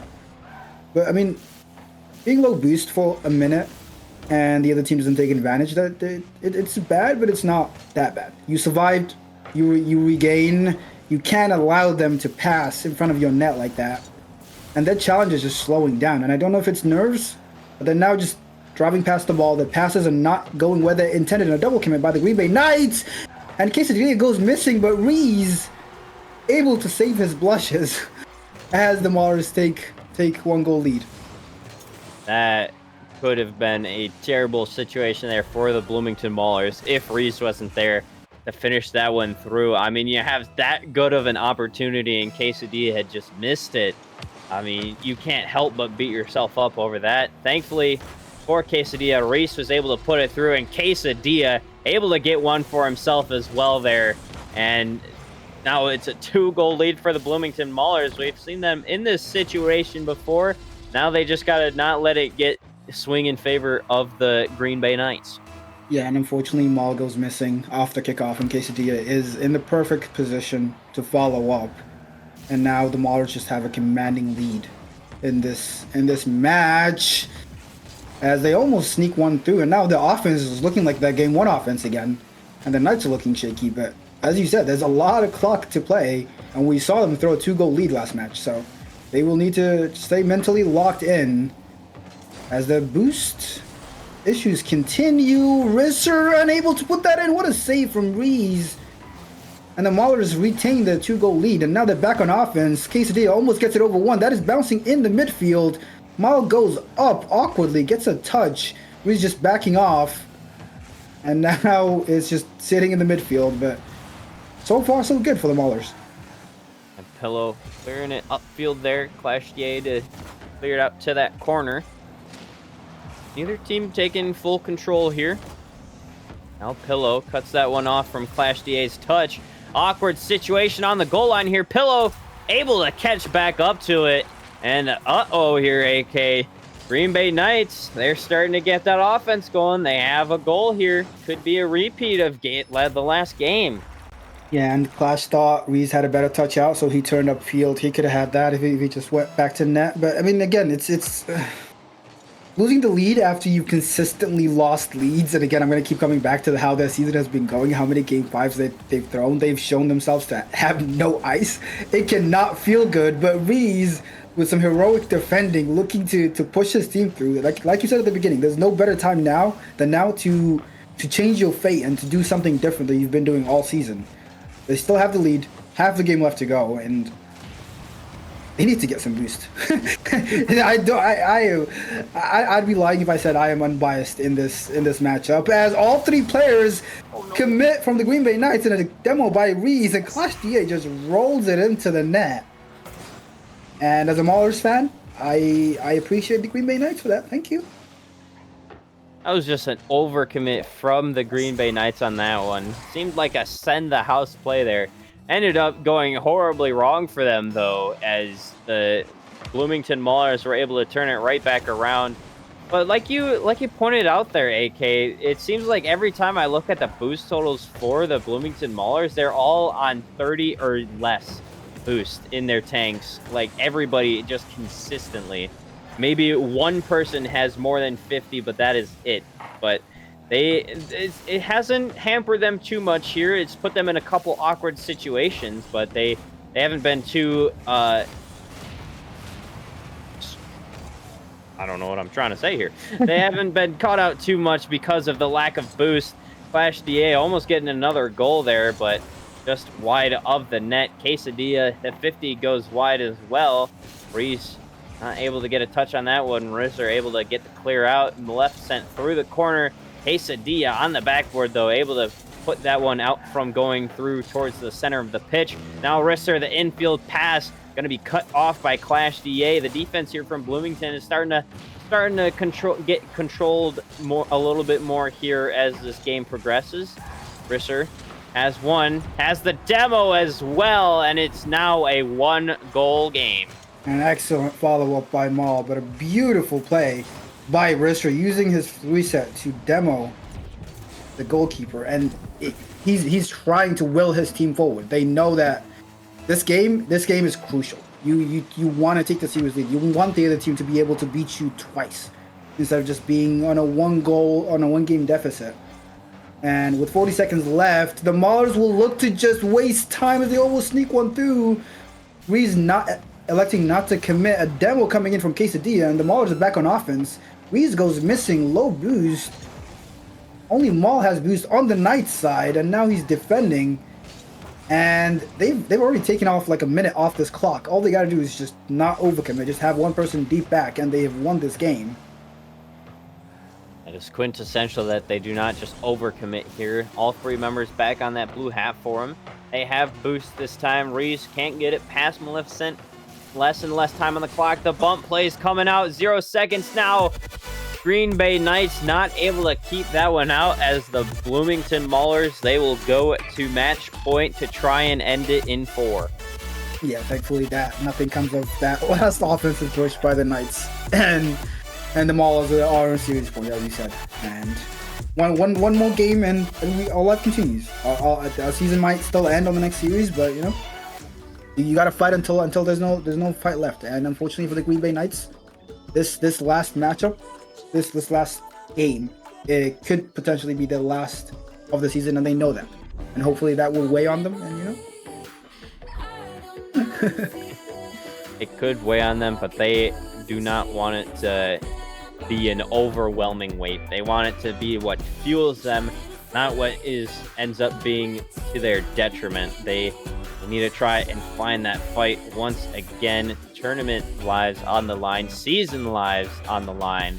They have to win 2 in a row here to even advance through to that next stage. But the Bloomington Maulers, as far as from what I've been hearing from you, AK, they need to win this next one, or they will lose the series here, because they don't have luck in game 5 at all. So they want to end it here in 4 before it can even get to that game number 5 to keep that season alive. Sadly, yeah. I mean, I don't know though. Like maybe all season they've been just setting up the storyline and lose game 5s like 10 in a row, just lose, and then when it matters most, they bring it home, and all of a sudden their fortunes change. I gotta hope. But yeah, they will be looking to take this home. No point risking a game 5. Just stay locked in and win this one game and just continue the night. Just keep going. Whoever wins this one will have to win one more to try and make it to the Major 2 playoffs for the Challenger Series. These will get control. It's going to be cut off by Pillow. Flash DA to clear it out. Gets a nice long booming clear. Maleficent able to push it right back into that blue half, though. Neither team taking some control here. Just big touch after big touch. Clash DA now with the shot is going to be wide of the net. Quite wide, in fact. Quesadilla now trying to push it back towards the center. Maleficent to keep it in that corner there. We'll pile up there for just a second. Rizzer able to get it through. Pillow already ahead of it. And the Green Bay Knights will score first. I think we mentioned in game one how the Maulers were just going and not giving the Knights time, and I think that is coming back to bite them now, because I think the Maulers have realized that, the Knights, have realized that. Now they're adjusting, and they're just popping the ball over them every single time, expecting the insta challenge and just popping it up and hoping a teammate can follow. And right there, Quesadilla just, I don't know if there was no communication, if he knew he was last back or not. It's a beautiful save from Maul, comes in. But Quesadilla, as last, just dived at nothing and just left an opening for the Knights to take the goal lead. And now Quesadilla taking his time into midfield. Reese low boost, takes the back corner, lets Maul hits this. Maul able to hit it around one. And the Green Bay Knights pressure dies out, but Reese just gives it away. Thankfully able to get a bump on Risser. And it's back and forth to start off game 4. Neither team really able to take too much control of the ball after that opening goal for the Green Bay Knights. Now Maleficent trying to get some control, gets it around one. There's going to be a demo, but Quesadilla is able to get back before it can get across that goal line there. Big clear now down the other way. Bloomington Mauler is not able to take advantage. Risser is going to be clear back upfield. It's going to waterfall down off of that corner. A couple of bumps here now for Pillow. Maleficent has the ball, wasn't able to get the shot. Had a good opportunity, but just couldn't collect on it. Now Pillow will try and put it back center. Quesadilla still trying to hold on for that Bloomington Maulers defense.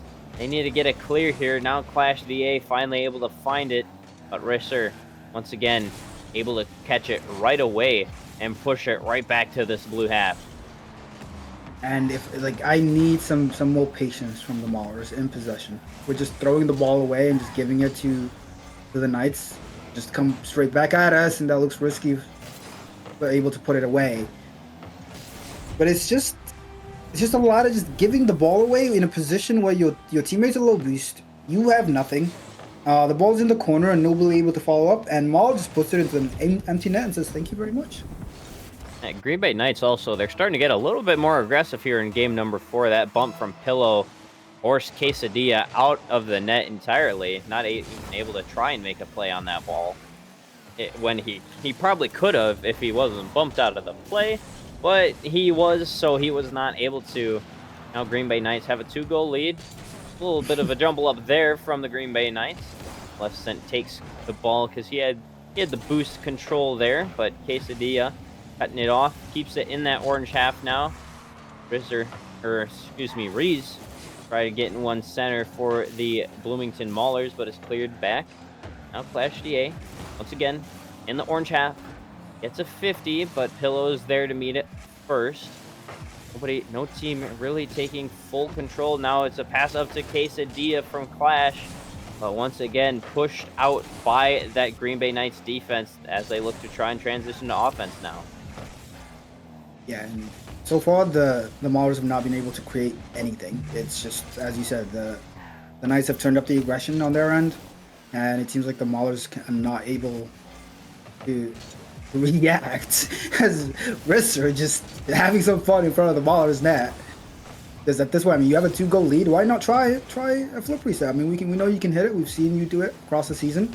As he goes missing on the sidewall, Reese looking for a bump, can't get it, gets the last one, and Case able to put it into the net, and the lead is halved in game 4.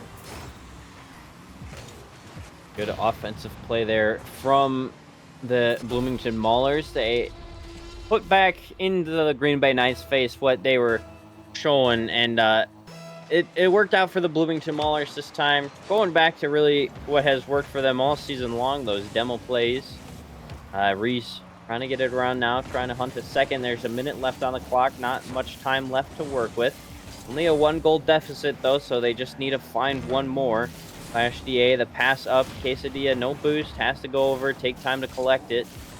Still able to get control of the ball though. It's going to go across the midfield line. The bump had come out, but Reese probably not expecting it. It was looking forward to getting the dunk off of the touch there, but the bump had come out and the ball was off trajectory from what Reese had thought. That was a good opportunity gone to waste there for the side of the Bloomington Maulers. Now 30 seconds left on the clock. They need to get it out of their own half. They cannot be constricted there as they finally are able to do it. But Risser has control of the ball. And it seems like the boost issues just getting worse and worse for the Bloomington Maulers. What a save by Clash! As this game is still not done, Clash has 100 boost on the sidewall, just keeps it on the wall, takes it to the corner, tries getting around Reese, can't.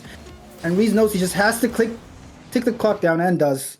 Just gets it around one. I thought that ball would stay up a lot longer, but the Knights just having none of that, taking the series lead, and now they're on match point. And the Maulers, yeah.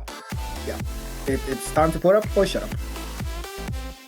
Yeah, final match of the series, game number 5. Do or die here for the Bloomington Maulers. They need to try and change the narrative that has been plaguing them all season long. Like you were saying, AK, they lost 10 game 5s in a row. They need to try and change it up. They cannot have the performance that they just had against the Green Bay Knights. They need to get that comeback victory to try and keep the season hopes alive. Both of these teams trying to keep the season hopes alive. Yeah. Matt, I think we've spoken a lot about the Game 5 curse for the Bloomington Maulers, and as we should, but I think this is the perfect time to break the curse. They've set up the storyline, perfect storyline, lose a bunch of Game 5s all season long, and then when it matters most, when the season is on the line, bring it home. And I think there's no better time to do it. If you don't do it now, then your season is done. You're going home. As we head into Game 4. Yeah, Game 4. Game 5. Okay, Game 4. Yeah, it's been a long night. Swiss is always a long night. So yeah, as the Bloomington Maulers will look to end their curse, the Game 5 curse, and the Green Bay Knights, who've had, I haven't really spoken about them, but their season has always been, they've always been on that bottom half all season long.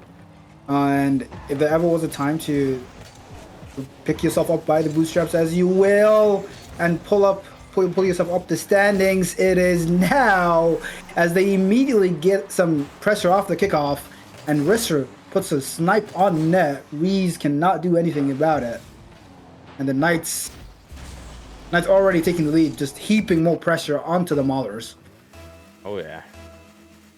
I mean, you've lost every single Game 5 that you've come across, at least in the last 10, and you instantly go down by 1 goal to start the game. That's got to be weighing on you a little bit, but they need to shrug it off. They need to shake off those nerves. Quesadilla trying to get that one through to the net. It's going to be cut off by Pillow. Now Risser able to take control of the ball. Flicks it up. Reese able to catch back up to it. Quesadilla trying to clear. Pillow can't make contact there. Risser just has to try and back up to get the 50 there. Now is able to take control. Trying to get that clear now. No flip. Either no flip or opts not to use it. Maleficent 50 with Quesadilla will pop out to Pillow. Now trying to find a pass center, or just takes the shot himself, but it's going to be off the crossbar. It's still a 1-goal game here. But it's looking spooky for the Bloomington Maulers as they come to the orange half for the first time this game. And Reese puts it one to the sidewall. No follow-up. Quesadilla with low boost. And Clash tries following it up. Just gives it away to Risser. And now Maul has a lot of time. Puts it to the backboard. Risser going for the bump. Maul unable to follow up. Good cutoff by Clash DA. As Quesadilla now comes off the other end. And the back and forth nature of the series continues. And a good demo on net by Clash. What a save by Risser. And this ball in. Case able to get to it. It will have his boost taken. And we go back down the other end. Back and forth ball. That's how Rocket League plays out sometimes. Reese, the shot into the corner, but Risser already there to make the save. Now takes control of the ball as well. Gets it around 1. Clash DA has to jump in. Gets 50 by Risser. Now trying to find the bump. Pillow. The shot is going to be saved by Reese on the goal line. The last defender there. believe somebody else jumped in there. I couldn't quite catch their name though, but now the clear back down the other way. Quesadilla makes good contact there to keep it away, but it's out for Pillow. Some more demos coming out from both teams here.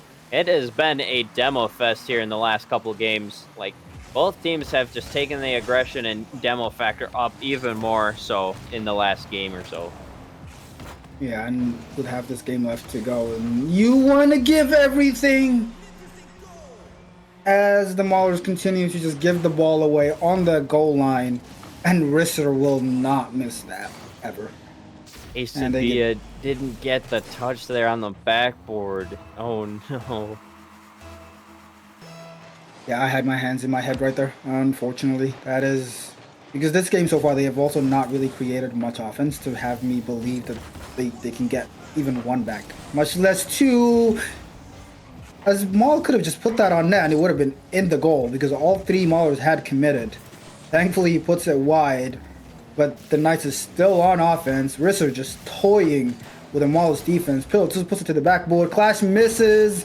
Quesadilla able to get to it, but now the entire Maulers team is 0 boost. Still not able to push it across that midfield line. Maleficent trying to push it off that backboard, trying to get it passed down to Risser. It's popped up. Pillow's going to be there.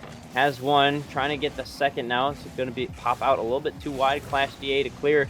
Again, low boost situation here for everybody on the side of the Bloomington Maulers. Now able to finally collect a little bit here. Clash DA to clear it out. Every member from the Green Bay Knights had committed up in front of that ball. And with a minute 30 on the clock, the Bloomington Maulers are finally able to get one back here.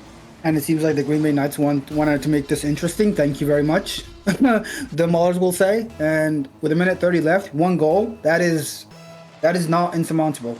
We just need to please get some boost, hit the ball towards net, and the Knights have shown that they will double and triple commit. I mean, both teams have.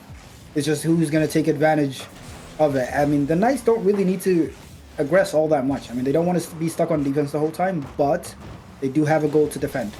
And this is the serious goal as Risser almost sneaks one through. Quesadilla double commits by the Green Bay Knights as Risser is last back with low boost. Pillow puts it center, Clash puts it on the net, and the GM of the Bloomington Maulers says, "We are not going home today." Well, not this series anyway. Still the tied game now, just less than a minute on the clock. Both of these teams trying to stay alive here in Season 10 of MCS. And you have no more lives left after this. You lose this game and you are out. You win and you go to the 2-2 spot. So you still have to get one more series win to make top 8 after this one yet. Neither team wants it to be them. That goes out early, though. Clash DA, the shot. It's going to be under the crossbar, and it is good. They take the lead with 40 seconds left. And Mr. Bloomington himself grabbing his team and saying, Game 5 curse, what is that? We are taking this home. And now all of a sudden they just completely swapped this game on its head. 2 goals down. Now they'll go up with 40 seconds left. Just need to maintain, just hold strong as Clash. Goes demo chasing. The ball's bouncing in front of the net. Quesadilla unable to put it in. And 10 seconds already off the clock. And Reese almost puts it in. Pillow coming forward. Quesadilla's last back with low boost. Risser also low boost. Can't put it in. Ace able to get it away with 20 seconds left. The Maulers seem to have done just enough. They just need to maintain this. Just control it. A beautiful dunk by Quesadilla on the goal line. And, you know, there's no better time than Game 5 to break the Game 5 curse. Brings it around for a doozy and gets the dunk as well with it. The Game 5 curse seemingly going to be broken here to keep their Season 10 hopes alive to make that LAN event. They look to move on to that 2-2 spot, but with 6 seconds still on the clock, there's still a chance for the Green Bay Knights as they have cut it back down to 1 goal. Did I just do it for the content at this point? I hope, please. No kickoff goals, no funny business. Just a basic kickoff. Just hit it left, hit it right, whatever we need to. Just play safe Rocket League. As Clash just turning to his net with 100 views, just waiting, and Risser and this is Maul will have to carry cross field. Clash pre-jumps, and Maul still able to keep it up, and ACD and Reed both take, and the Bloomington Maulers take the series, and they stay alive for at least one more series. All right, now we can officially say that the Bloomington Maulers have upset that Game 5 curse as they take down the Green Bay Knights in 5 to go on to the 2-2 Swiss stage as they look to try and make their top 8 run. You know, I don't want to curse them, you know, because they could go to 5 in the last round and lose that. But you know, like it's looking good. I mean, you win a Game 5 after losing Game 5s all season. I mean, maybe that's what you need. Maybe the adrenaline from that series will take them through. As we have other series being reported across the league. In the high matches, the Rochester Rhythm, first and second seed, playing the Omaha Buffalo. Rochester able to take that in 4 to qualify. The Duluth Superiors beating the Fargo Steelhawks also in 4. The Winnipeg Atlas, that is the 15th seed and the 13th seed, both in the round 4 high, both playing upset today. Winnipeg able to take that to push Burnsville down to round 5. And unfortunately, we have to say goodbye to the St. Cloud Flyers, the Des Moines Duratio, that one breaks my heart, and the Green Bay Knights, as we just watched, as all those teams are eliminated both from the major and from land contention. Say goodbye to some teams, but we still do have one more round of matches that we need to get to quite yet. AK, what do you think about that match? How are you liking the chances of the Bloomington Maulers in that round 5? You know, it's always hard to say because they have shown themselves to be a good team. They always take it to the limits. Like if they win, like I said, like half the Game 5s this season, they're probably a top two seed. But I mean that's just ifs and only ifs. I have them as favorites, and hopefully they can bring that home. I mean, I think I've shown my bias. The Steelhawks against the Victory, that one's very interesting. The Steelhawks, a lot of people had them in their predictions, had them going 3-0 on Swiss, and now they're in round 5. Although they're the 4th seed as it stands, if they don't get out of round 5, there's a high likelihood that they will not make land. So that is a crazy game. And then you have the 1st and 6th seed also both in round 5. I think the 1st seed is pretty much guaranteed to land, but Bemidji with the new roster will be looking to upset the 1st seed and just improve on the land host, because I think they still need a lot of help. But sadly, just to go back to the low matches and the teams that went home, the Flyers is a new team. They had a little bit of a resurgence towards the end of the season, but they just had too much of an uphill climb, and Cole, Beemore, and Flamethrower did not bring it through. The Des Moines Duratio, where do I start? That one, as I said, breaks my heart. I was rooting for them more than anybody else, more than even my own franchise. Sadly, they didn't have what it takes. And we watched the Green Bay Knights. They put up an excellent fight.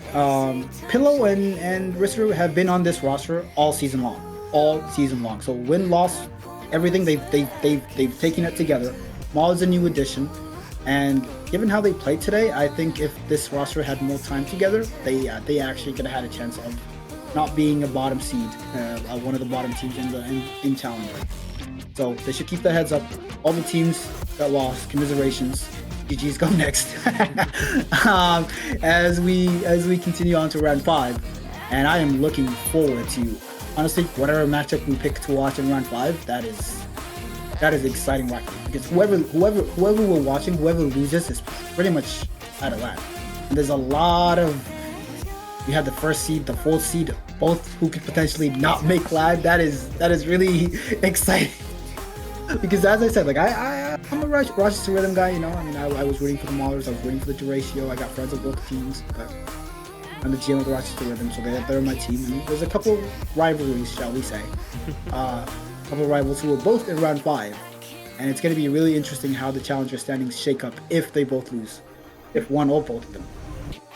Yeah, I mean, the Omaha Buffalo, they don't want the 1 seed curse to continue, because like we saw yesterday in the Rising Star, the 1 seed and the Rising Star series, they ended up dropping in Game 5 or in round 5 of the Swiss stage to not make that top 8. So Omaha Buffalo also in that round 5 matchup, they don't want that curse to fall upon them as well. Today we've seen teams break curses though. We saw the Bloomington Maulers finally win a game 5, and it may have been a really close one, but they were still able to do it. So Omaha, they don't want that to happen to them as well. They don't want to drop out in round 5. And yeah, And we will be back very shortly for round 5, as we will play our last set of matches to end this challenger Swiss.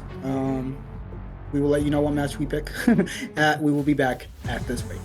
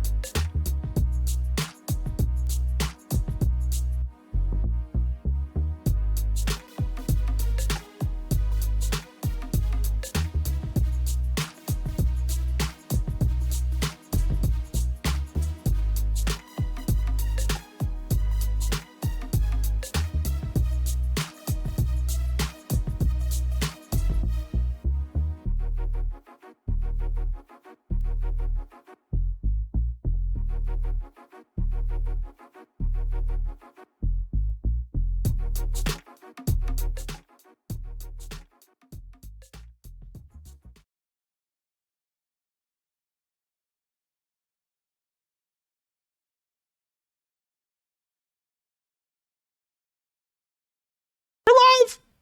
Welcome back, ladies and gentlemen. Do some more MCS action.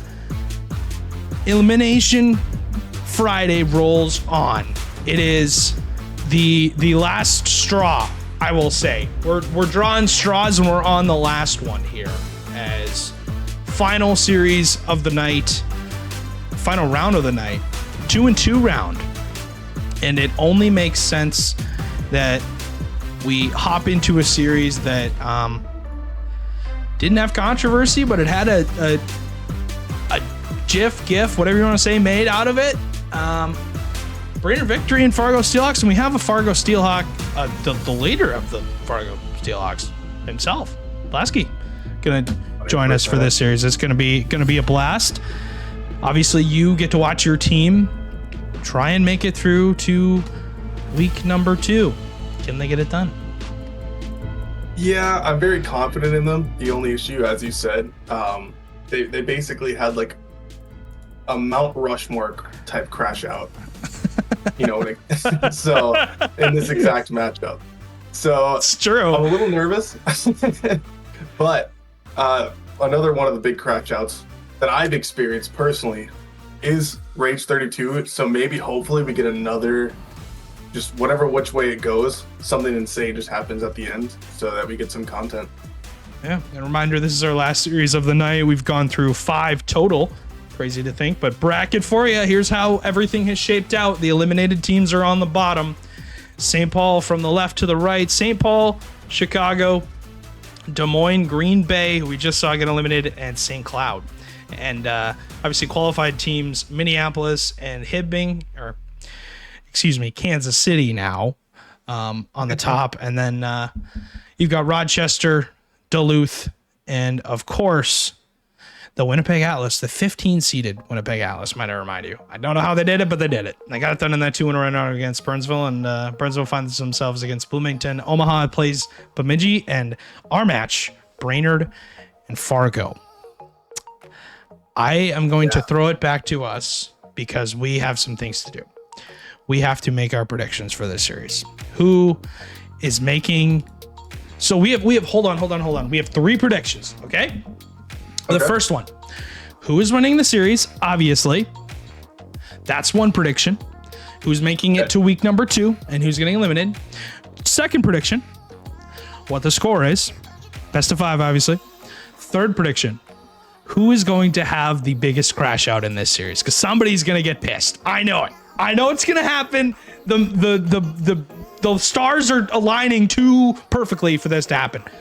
You can go first. I want to hear what you got to say. Oh my gosh. Okay. Here's what I think is gonna happen. I think I have to go with the Steelhawks. Otherwise, what was the whole season for? I'm gonna go Steelhawks 3-1, and then I think it's gonna be like an overtime win.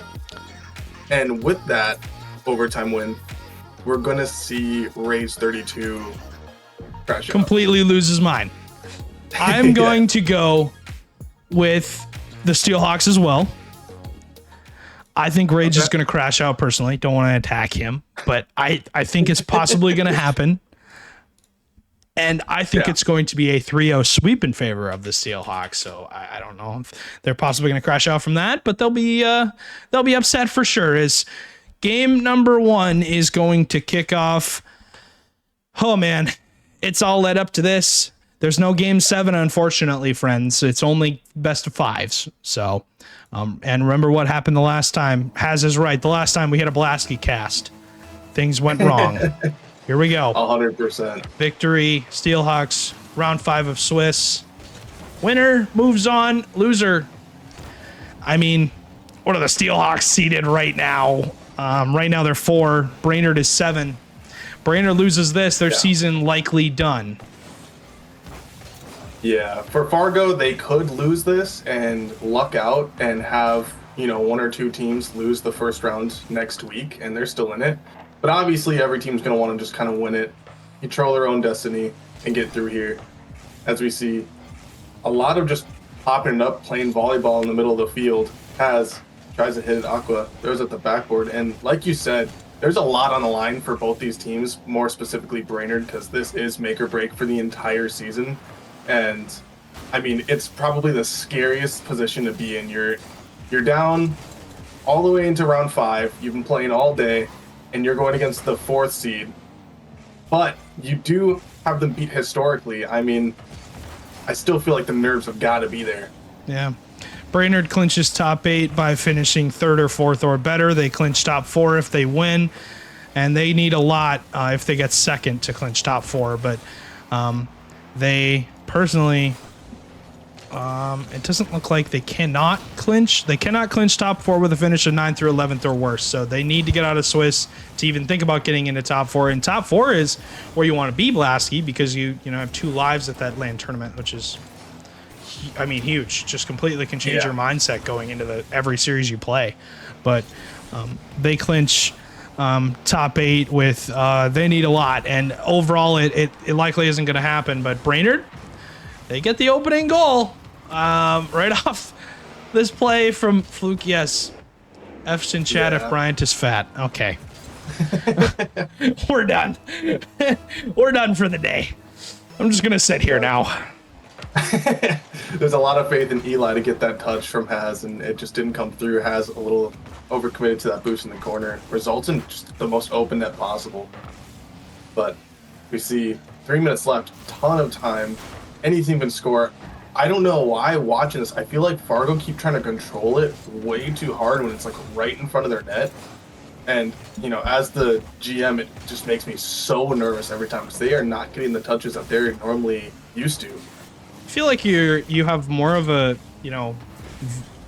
view into what your team is capable of, and that I think that not only can be scary as a GM because it's like, okay, I know how good these guys are, I know what they can do. We know what he can do. A good air dribble by himself, kind of gets overblotted obviously, but gets past Rage, and the last defender for Brainerd was not expecting that touch to be just basically dunked through by Haz. So as a result, tie game for the Fargo Steelhawks, and that's a huge play for them. And right off the kickoff, Aqua's got that second and has the lead has the lead. No pun intended. Yeah.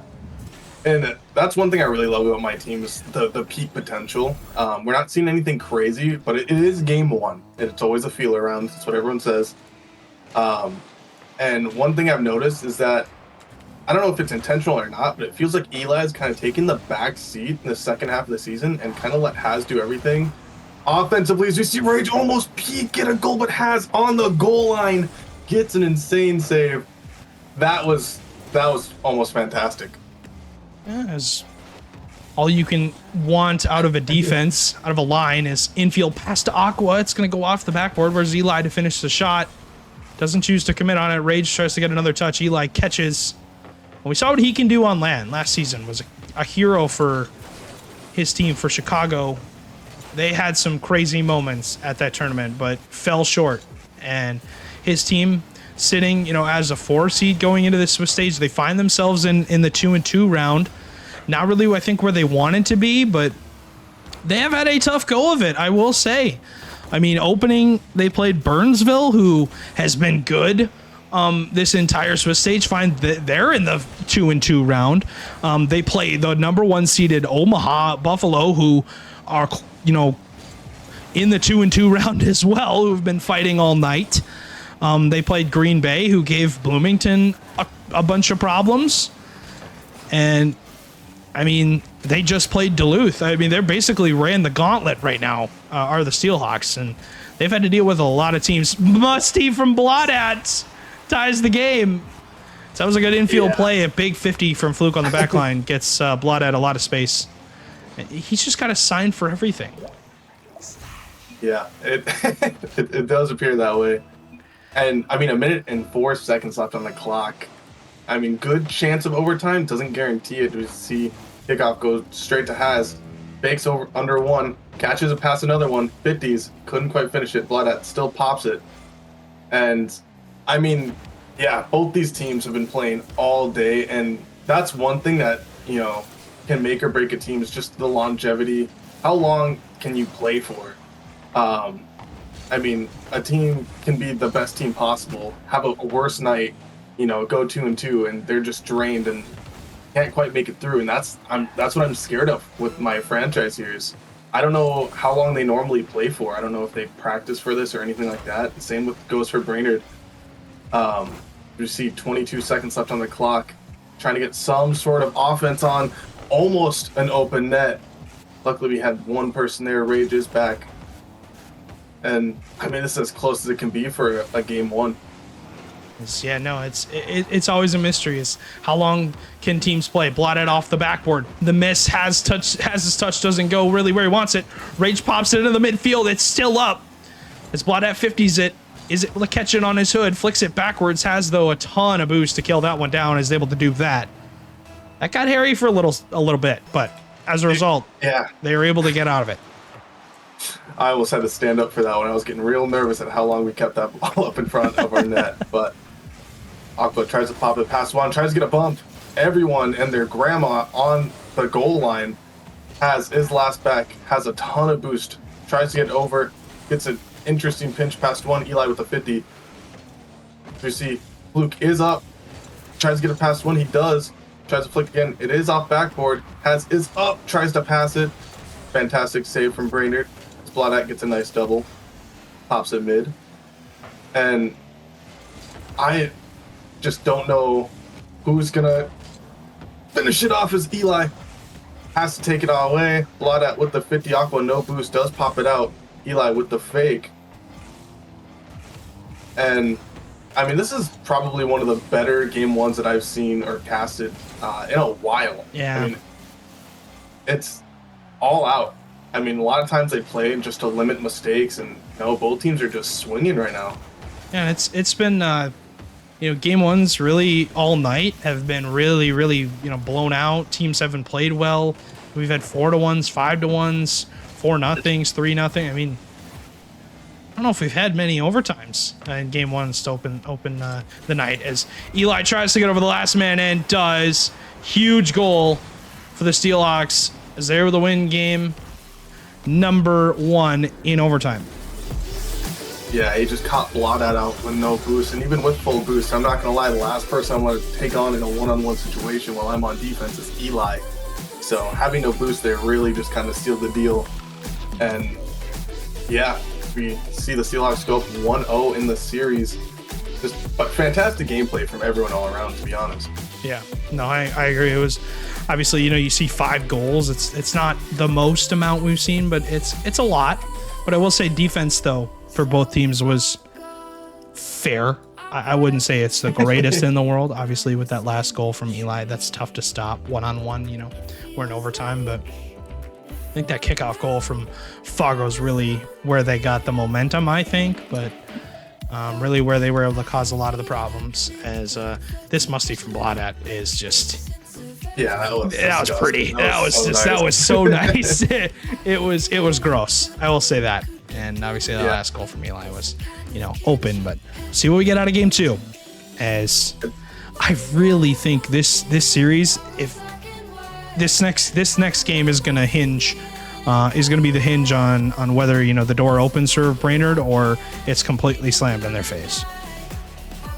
100%. I was gonna say the worst part about that musty is the fact that Haz is probably gonna have to go back and tweet that one out. As he is part of the social media team. That's probably the absolute worst part. Is he's gonna have to go back and oh great.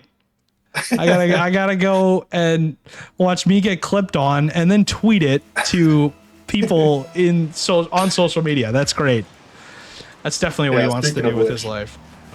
Go check out all of our socials. That's what we're trying to grow. And we see throws off the backboard, a lot of just straight aggression out the gate from the Steelhawks, but Brainerd are not one to just take it lying down as they try to get a nice clear. Gets a pop mid, Fluke is there, throws off the backboard, gets a nice 50, but it does go into the corner. Blaudat with another one. Aqua, little awkward, but he hits into the side. And yeah, as you were saying, I mean, if they go down 2-0, that's a really hard spot to come back from. Oh my goodness, his Rage just gets there. Fantastic save. Eli with a little bit of a troll miss. Luke does get past one, gets a nice bump, and that's just in. A fluky goal. A fluky goal for Fluke. As he gets around Haz and the bump on the demo on Eli, the bump on Aqua, he runs through all players.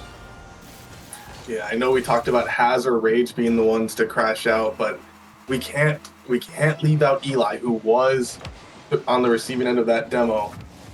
And he's been known to have slight little crash outs every now and again, to say the least.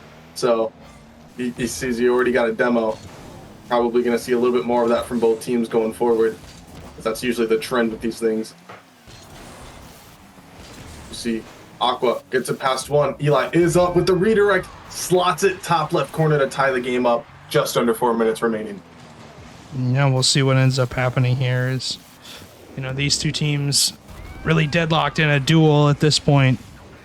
Great play from obviously the Steelhawks as they're able to bounce back and get the win there. Or the goal there, excuse me. As they're looking for the win in the second game, Fluke pops it up to himself. The preset chance does get by the Eli and the last defender. Last one there, though, is Rage, and he just can't finish it off. Pinch from Haz goes all the way down. Eli Aqua, though, is demoed, so Haz's only help is Eli, and as a result, Blaudat recognizes that, booms the ball down the field. 100%. Aqua tries to get over one, pass it off to Haz. Haz is there. Does get bumped off, though. Fluke tries to get the clear, doesn't quite get it, but Rage is there to clean up. And yeah, I mean, we've already gotten a couple clips in this series, and for round 5, that's fantastic. Eli with a little bit of a troll as I say that, on my fault. Tries to throw it mid. Blaudat tries to get the save. Rage is there to save them as it's on the goal line. Fluke tries to get it past him. Almost gets a shot off. Blaudat is there. Eli with a fantastic save of his own. And, I mean, every goal is about as close as it can get, but not quite in yet. I mean, overall, it's been, it's been a workhorse of a game. They've really, both teams have had to work for every opportunity they've had. They've had to, bump players out of the way, do the dirty work, be scrappy. I think the scrappier team, both teams are insanely talented. We've seen that through the first 2 games, completely and entirely. Both teams are very talented. It's the team that's going to do the dirty work, to find the demos, the infield passes, the shots. That's where you're going to see a team break away and win this.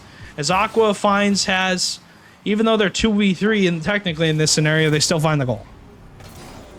Yeah, I mean, that was just a fantastic turn. And, you know, we're seeing a lot of demos come out, and sometimes that could be detrimental.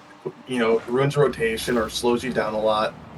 And I think that might have been what happened there. I'm not 100% sure. I couldn't see where the demo occurred. But, yeah, I mean, you're completely right on the demoing thing and, you know, making the most out of every possession, trying to get the infield passes, trying to just get any shot, regardless of if it, you know, flying at it 50 miles per hour, or just applying any sort of pressure. That team's most likely going to win. As we see Aqua pop it up past one, takes it off ceiling. He does flip into it, but Fluke is there. Eli with the pop-up. It is just Blaudat back, but he does get a fantastic touch in the corner. Tries to bounce it off for a pass. That is one miss. Fluke is up, though. Still following it. Gets it and pass another one. Rage is there. With the save. And, I mean, I know last time we said, you know, the defense was okay. It was all offense. And now I'm feeling like it's a lot of, you know, it's a lot more defense this time around. Yeah, no, it's been a defensive game. I mean, 2-1, low scoring. I would say the Steelhawks have gotten the better of the... Okay, I just gotta shut up. Like, what I am about to say, they've gotten the better half of the defensive effort, and Fluke beats Eli to the ball, and infield passes to Rage, and he beats Haz. Like, guys, make me look good for like 2 seconds. As a minute 05 to go, we're tied up at 2 apiece, and I did get word that the number 1 seeded Omaha Buffalo have been eliminated from the tournament entirely. Oh, wow. They get swept by Bemidji in the round 5 of Swiss. So Bemidji will qualify. They are the first to qualify out of round 5, as we're still waiting on a score from Burnsville and from Bloomington. But that is huge, because that is kind of a you know, Omaha the 1 seed, kind of disappointing for them, as you come into this you know, this weekend as runner-up in Major 1, Major 2, you don't do as well.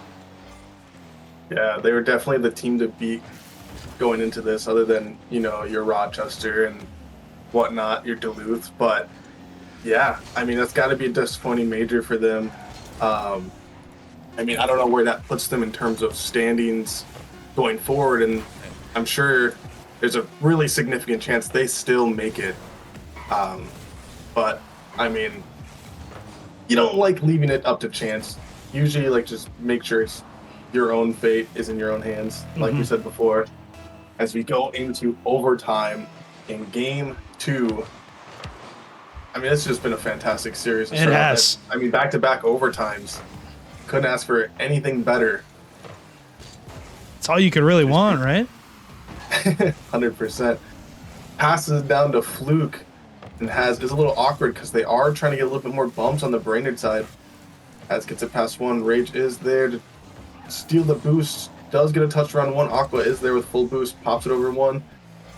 Gets hit into the corner, though. As Blaudat is there to clear it. He gets slightly bumped, but it does not matter. Is there for the save. Can he get another one? Oh my goodness. He is. But Blaudat is there to cut it off. Not a lot of boost here, as he's going to try to pass it mid, I assume. Pops it up over one. It is not really a double commit, but you see another demo. This is the one thing that could possibly make another crash out occur. Oh! We see an insane save from Aqua to keep the Fargo Steelhawks in game 2. Yep, and they really need to win this. I mean, Zero Booster has here is a little scary. Infield drop down pass, though. Aqua again to save Fargo's behind, as Eli will look for a double out of the corner. Can't get it. Has, though, going to be tasked with hitting this ball. Does not really get by Fluke. Fluke is able to win that. Aqua's touch kind of gets away from him. Luckily, though, Eli is able to turn on it and keep pressure on the ball. Fargo need to keep having pressure on the ball. And as I say that, they miss the challenge. Fluke scores in overtime. Knots the series up at 1 apiece. And yeah, it's Anyone else's computer seemed heavier. Bryant must be in the chat. Why do I read these things? Why do I look on the screen? I'm starting to get the impression that Bryant might be heavy. I'm starting to get the impression that Brainerd loves Bryant. And why wouldn't they? He's their, their GM. Their best friend. He's basically a mascot as well at this point. Pretty much. He's but no, Bemidji qualifying into the top 8, eliminating Omaha. Obviously, this series knotted up at 1 apiece, but we're still waiting on word from the Burnsville Bloomington, excuse me. Still waiting on that series, but yeah, we'll see what we get. This series has been good so far. I mean, 2 overtimes, like you said. That's all you can want, really. But I think it's been, the defenses, whichever team steps up on defense is really going to win this series, probably. But I think overall, if you have to chalk it up for some mistakes, it's been the no boost. Teams have gotten caught with 0 boost. And that just, fine pads on the field. Can't happen, especially at this stage. You're in the 2-2 round. You're trying to stay alive, and it'll be interesting to see which team steps up. To add on to that, when they're getting caught out with no boost, either side is getting the demo off on you. And, I mean, it's resulted in a few goals that game alone. So, yeah, that's one thing that, I mean, honestly, both rosters kind of need to fix going forward. Otherwise, this could be a very quick ending to the night.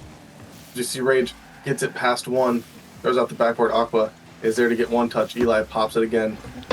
And, yeah, I'm really excited to see. I would love to see both these teams at LAN. I think they're both fantastic. Chances of it happening are super slim because they unfortunately had to meet here in round 5.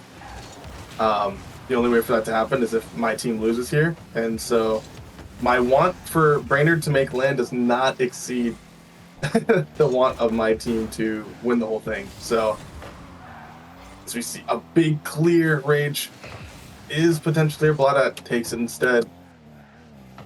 And yeah, I'm just excited to see. I mean, right now we are at a tie in just total goals for both teams here. Both games went to 3-2 overtime. And it'd be really funny if we can just get 3-2s the entire way through the series. I agree. This Haz's save is not great. Bloodhead on the follow-up is not able to get back to the ball. Eli gonna stick with it, try and get by Fluke, but can't get it. Aqua tasked with getting out of his half, uses his boost, as he'll win that challenge, though, over Blodat, which is gonna put a wrench in plans now as Rage has to work his way through the defense. No scoring for the first minute and a half.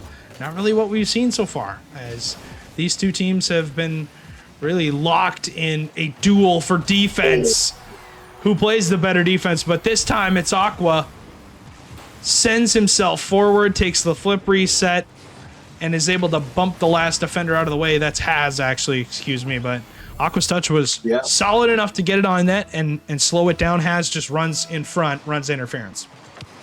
Yeah, that was fantastic on them, because I'm not going to lie, I thought that was a double commit that was just going to turn really poorly, and Haz turned it into a demo, which gave Aqua an open net. But we see Brainerd trying to clap back.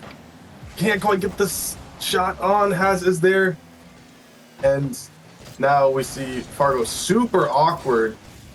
I mean, just a whole lot of awkward touches to avoid getting scored on. And Eli tweaking, trying to grab the boost. Gets it past 1. Can he get it over another? Gets the reset. That was silly looking, but Haz is there for the double. And he hits it. And that's when he's going to be excited to tweet out, I think. He's got to tweet it out yourself, Haz. Haz, that's for you. Go ahead and do that right now. He gets to do it right now. Do it right now. Do it right now while the game's still running. You don't even have to finish the game. That is a nice shot from Haz. Sidewall double into the back of the net. 2-0 Fargo here. As Aqua backline awkward, and that'll be a cut in half lead now. As Rage will score this off a blot at speed in the midfield, and Aqua just gets caught. Doesn't read the backboard, and Rage fires it right through him. Yeah, I wish I got to see that from his perspective. Maybe it was the smoke, maybe it's just the nerves, but something just made him get caught out so roughly and so awkwardly. As we see, now he's trying to get one of his own. He tries to dunk it through one, can't quite get there. Eli does pop it at the backboard, has his up, but so is Rage. As he gets the nice clear, Aqua sends it right back to the net. Bloodat into the corner, is there, doesn't get the best touch, so Fluke pinches it out and tries to get another one. Aqua with the catch. And one thing I'm noticing, a trend with my team so far, is like a lot of the times Aqua has to be that last man back. He does. I won't say a permanent third, but I think Haz and Eli just really like being on offense, and I mean a lot of the times it helps us thrive when. But it's got to be a scary position for Aqua to be against Rage, Fluke, Ooh. and Bloodat, knowing that you can get demoed at any time. As we see, Bloodat pops it up at the net, doesn't quite have the boost to follow it. Aqua with the clear, tries to get another one. He does get it. Rage is their full boost though. Sends it back to the corner. Fluke is here, tries to get one touch, couldn't quite get it. Gets a 50 with Eli, and I mean, there's just a lot, like you said, scrappiness going on in the series so far. Yeah. Bloodat gets around 1, gets the 50. Fluke does not commit to it. Rage decides to wait on it, pops it up. Eli is there, though, to edge to the corner. Haz is going to run out of boost here, but is able to get one touch, finds Aqua. Is cut away, though, out by Fluke. Fluke trying to recover. Bloodat's there for the shot, but he can't get it through. Again, Brainerd knocking at the door. What can they find here? As nobody able to get in just yet. Aqua with a huge beat out. We'll get the clear. Bloodat looking for the shot, shut down by Eli. Fargo, maybe the team that's playing a little bit of defense. As I say that, Rage towards nets. Can't get the shots. And a demo from Aqua will clear the last chance for any shot there for Brainerd. Yeah, that demo was extremely clutch because I think that was a goal if Aqua doesn't get that off. Eli gets it underneath one, gets it past another. Aqua is there, tries to pre-flip it, can't quite get there. Haz is up. Bloodat with the fantastic save. 15 seconds left for Brainerd to try and tie this up. They do have possession. Fluke, one-on-one against Aqua. He does get the 50. Rage is there to send it mid. Ooh. No one is quite there, but Fluke does get boost and ball. See what he does with it. Haz is there to try to clear it. Rage pops it up, but no one can quite follow that as the Steelhawks take the lead 2-1. 1 game away is Fargo from surviving the gauntlet and getting to that qualification for top 8. One Speaking game. That's of all it is. Surviving, Maulers are knocked out of the Major 2. Burnthal won it 3-1. Oh. So the Inferno hopes are still alive. Well, that's And sad they for any defeated Bloomington TNT. fans. As Yeah. unfortunate for them as they will be knocked out.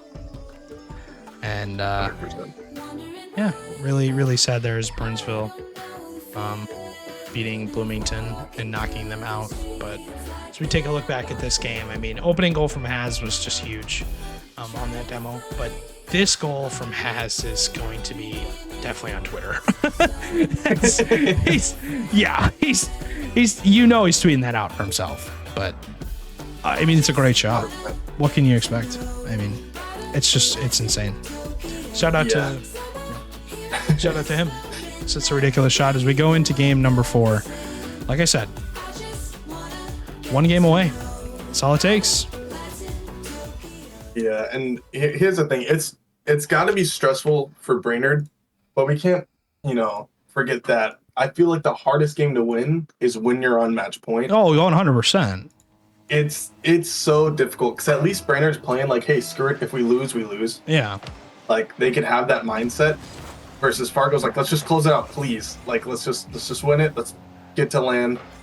And so, I know there's got to be a lot of nerves from both sides as Aqua gets it over 2 and starts the Steelhawks up 1-0 in game 4. And of course, a great start there for Aqua again, continuing his run of play in that last game. I mean, he was instrumental for the Steelhawks. Has to be instrumental again. That's the important part. They have to get this done. As Brainerd is on elimination point, their season, Brainerd likely done if they can't get this. As Eli, though, will make it 2. Rage's touch gets away from him. Eli just fires towards the nets, and Bloodat has no boost to recover to it. I mean, it's, again, simple positioning mistakes that are going to, that's going to kill the cat here. As 4:39 left to go, Brainerd have to make a 2-goal comeback and a 2-game comeback if they're going to have a chance, at getting to top 8. Yeah, 100%. And you never like starting off down when you're on your last life. But 2 goals in 30 seconds has got to be just nerve-wracking. As we see them trying to make anything work at this point, I think if Brainerd want to stay in this, they have to up the demos, especially on the goal line. First man rotations have to just end with trying to kill whoever's in net. As we see Bloodat trying to send one in, it is in! Fantastic pass and a fantastic finish from the Brainerd victory. Oh, he's got another sign. You know what else is massive? Just Bryant. Also, low taper fade. Okay. I think Brainerd might be the Brainerd brain rots, and Fargo, I think, is right along with them. The children nowadays just have so many different sayings. It's just unreal. But no, it's always interesting to see what signs he has. As I know, Bryant, obviously his spirit animal, it seems to be like that. As Aqua gets a full preset to himself, not able to stay on it. Rage gonna play out, but the key thing for me, Blasky, Brainerd able to get on the board. They're only one goal down now, and there's a lot of time to work with. If they can get, a demo or get a simple outplay, they can tie this game. The bad news, though, that clock continues to tick. And the longer the game goes on and they don't give up a goal, the less time they're going to have. As that's a double commit, there's your chance. No. And as I say it, I speak it into existence. Brainerd's able to tie the game down 2-0. Yeah, maybe a comms issue, trust issue. Aqua just unfortunately pops it past Has, gives them an open net, and it is tied up. 3 minutes left. It takes a little pressure off the Brainerd victory here, as now it's basically like the game restarted. Bloodat with a fantastic save, gets it past mid. Has doesn't want to shoot it because he likes to keep it as even as possible for the content. For the content. For the vibes. We'll do it for the vibes. As 2:50 to go. Bloodat into that corner, looking for a shot out of the corner, just plays a bump, tries to get everybody out of the way. As a result, gives Rage a free ball, tries to get by Aqua, nearly does. Follow up from Bloodat is there, but it's wide. And again, resting on their laurels, Fargo just in their half, stuck while Brainerd attacks.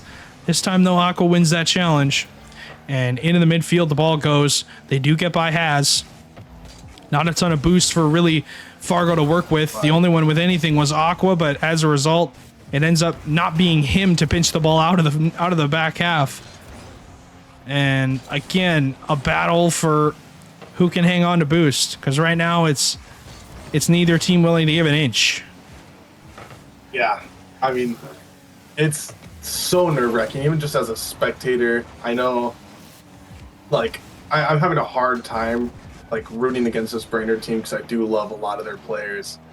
And so it's even more difficult for me to sit here and watch both teams just swing and get as close as possible with every shot.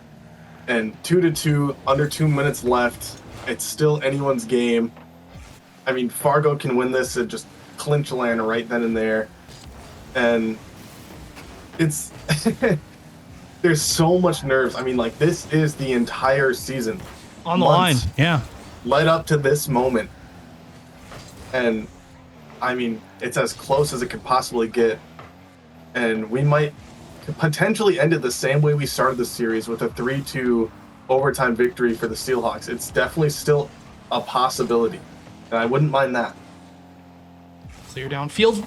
Fluke beats 2 players. Has this no boost, but the ball just bounces far enough out. And again, Aqua and Eli caught on a double commit in their back half. Got to clean those up.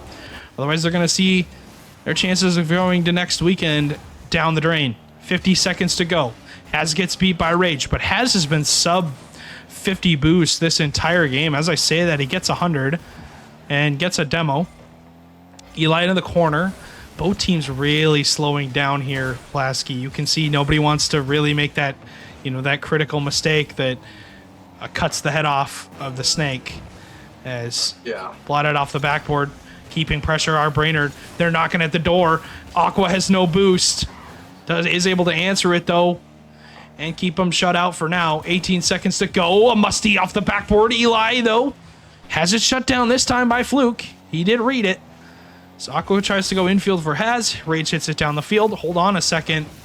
So that's going to stay up for a second. Blotted hits the bar. It goes off the post. Counterattack, though. Has it towards net. Is it on target? It's saved by Rage. It's going to stay up for just a second as both players miss on the sidewall. Overtime in game 4. Brainerd on their last hope here. Yeah, this is the third 2-2 overtime that we're getting the in this pinch series alone. Oh, as it gets sent right back to the Fargo side. Eli does get full boost. Does try to get it past Fluke. He pops it high. Fluke does read it. Is there, almost gets dunked by Blodat. We see Rage with a little bit of a miss. Oh my, that could have been the season ender right there. That could have been the crash out. As we see Eli almost do the exact same thing. And a triple commit on the goal line from the Fargo. They don't want to lose this. And why would you? I mean, they're doing everything they possibly can. Has towards net. Huge save from Rage again. Eli there. The shot is saved again by Fluke this time. Brainerd just will not give up. They're hanging on by a thread. Off the backboard. Has his shot, goes wide. Eli decides to go. And then he's really going to want to go as Bloodhead shuts down the midfield. The nerves starting to kick in here as we're a minute into OT. Does go missing. Does have a ton of boost, but kind of panic flips into that corner, and that's really what's going to happen though. Eli with an incredible double off the sidewall. The miss comes out for Fluke. Bloodhead though covers it up. A minute 20 to go, and we're back on offense for Brainerd. This is as close as it can get. Yeah. I'm on the edge of my seat watching this series. As we see both teams giving it all that they can. Eli is there, almost own goals. That would have been a tragedy. As you see, Fluke is up, passes it mid. No one on the Brainerd side is up. Does clear it. Aqua with the follow-up. Sends it into the corner. Tries to get a demo, couldn't quite get it. Blodat with a nice clear. Is there. Gets popped up by Fluke. Eli has to get a touch. Does hit into the corner. Rage is there to try to get a touch. Doesn't quite get there. Throws the ball in the middle. Fluke hits it to the side. I mean, this has got to be... win or lose, both these teams have to walk out of this one shaking. I mean, this is why we love this game, is because right now I'm nervous and I'm not even playing. Aqua double. Can't get it. Hats off the backboard. Eli commits. And again, that third man sending it forward. Fargo trying to get through. This time, though, Blodak gets bumped into the ball and wins a challenge as a result of it. No boost for him. Only one with anything right now for the victory is Rage. As that ball goes off the backboard, Aqua trying to make some play happen for Fargo. As Eli, full boost. He has space. Has a beat. Blotted again, though. Bryant's Burger food critic again making stops. Oh my, almost has it. He did! And Rage does finish it off. Oh my goodness. That's a tough one. Eli could not get in there to save him. Rage closes out 3-2 overtime in the favor of victory. We're going to game 5. Yeah, and of course we are. Imagine that. As game 5 will be the end of this series, the end of one team's run here in the second major of the season. Why did I leave the game? What am I doing? Don't worry, I'm joining back. Good Lord. Well, they joined already. Okay. They're just flying into it. For content, obviously. Right. But he's doing it for content. Yeah, no, it was an incredible game number 4. It ended in that overtime, but really the double commits from Fargo were the killer, the curiosity that killed the cat. As we're gonna load into game number 5. Here we go. Yeah. As I mean- Utopia Coliseum is the new champions field. As we're That's going to what I go to hear them game saying. 5.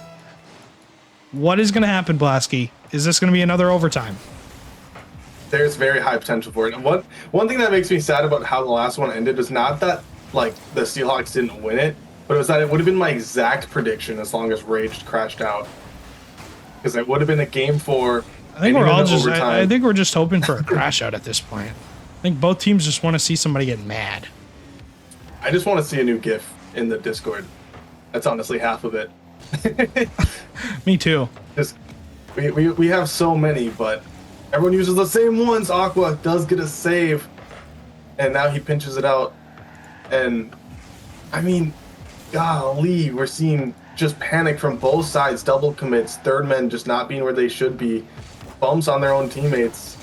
I mean, no one wants to make a mistake, and they're playing super nervous, and doing that, I feel like just makes them play significantly worse. When they're thinking about the mistakes they could make, that is off. Rage does get a touch into the corner. Aqua tries to follow it up, does pop it. Eli, this time not going as third man, waits a little bit. Fluke tries to get it past him, couldn't quite do it. Ooh. And Bloodat throws off the backboard. That's a double commit. I mean, this is what we're talking about. You just need to clean those up if we want to close out and win. Has low boost. 20 seconds to go. We'll collect the corner, but yeah, no, Fargo's got to clean up the mistakes. Can't be giving up free goals, especially in this 5th game. As Aqua will leave it for Has. Has's touch does really go nowhere. A lot of boost for Fargo here as Eli makes a heroic save. Rage goes missing on that shot. Aqua's going to be able to sit on that and win the 50. Ball goes midfield. Bloodat gets one touch, is able to keep ball pressure, and that's what Brainerd has done well. That's what they did well in that overtime to stay alive. As Fluke gets by 1. Just taking his time. He's dissecting the Fargo defense. Eli, though, commits his third man and flies into the challenge. Crunches through it. Has dropped down Aqua. Can't get one more touch. Aqua is there again. As no boost. The only one anything with is Eli. Fluke lines up a double, drops it down, can't hit the shot, and Rage goes wide. And Victory likely should have had one there. Yeah, I mean, that was as close as it possibly could have gotten. It was just an unfortunate touch to the sidewall. It does head straight to the net. Eli is there with the save. Aqua, no boost. Tries to get another one. He gets a save of his own. Again, no boost. Just has to throw a body at the ball.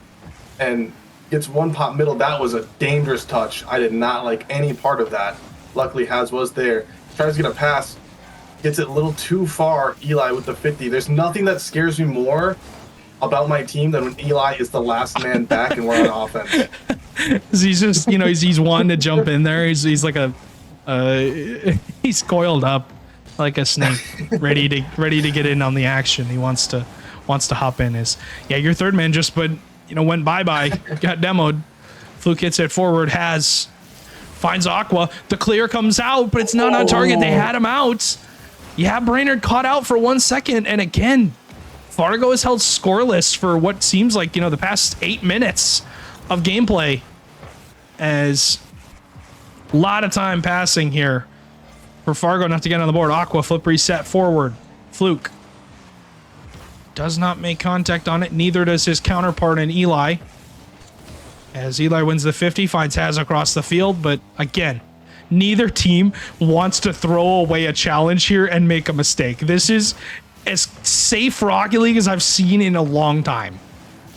Yeah, I mean, score is 0-0. No one has quite made the mistake that has put their team down so far.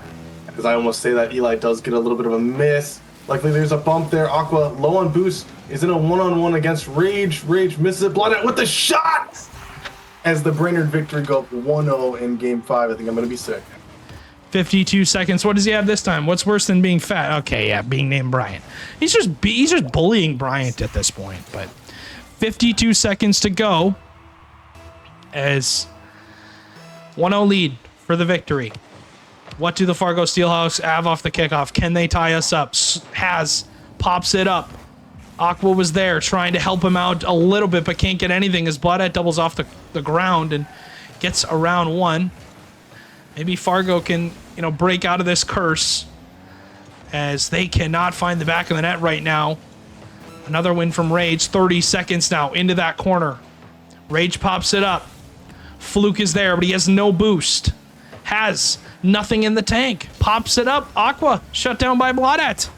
Eli forward. What magic can he make? Into the midfield. Has is there, but he's no boost again. And again, they're trying to set up a shot, but they can't get anything to go through. Maybe one goal is all that needs. It's a long clear. Aqua misses contact. 3 seconds. It's going to bounce middle. And it's going to stay up for a second, but Aqua has no boost.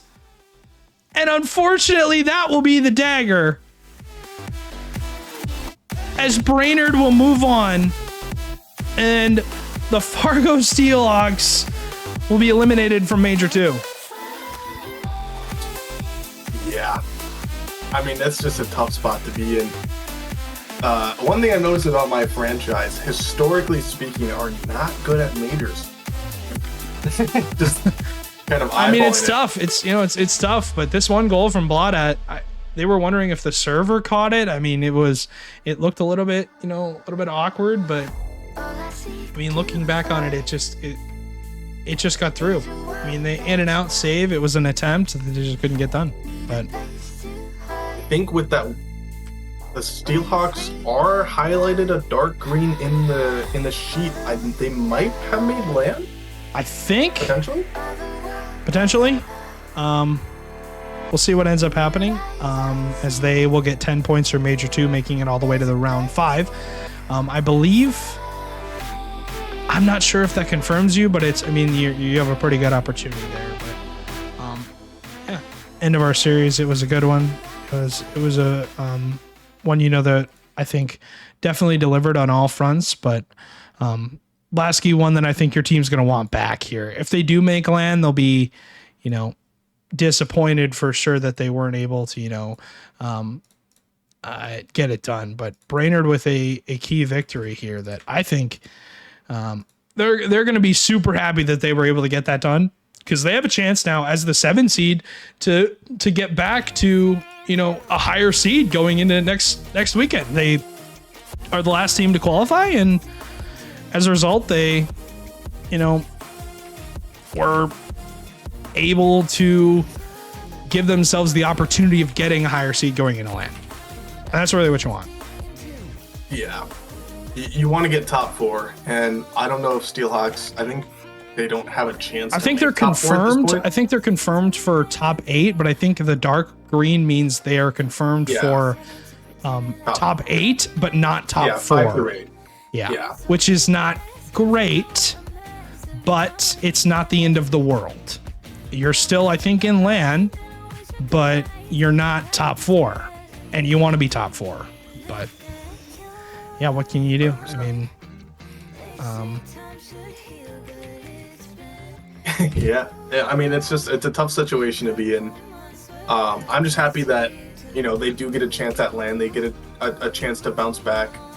I think the thing that they struggled with the most was that Game 5 nerves. I mean, they had one shot between all of them, and that is not what they're built on at all. They are built on pressure, not defense. And so, yeah, I think that's what kind of screwed them out. And Brainerd played fantastic. I mean, they played right into it, and it felt like Brainerd had pressure that whole last game, and I could see them making it super far next weekend.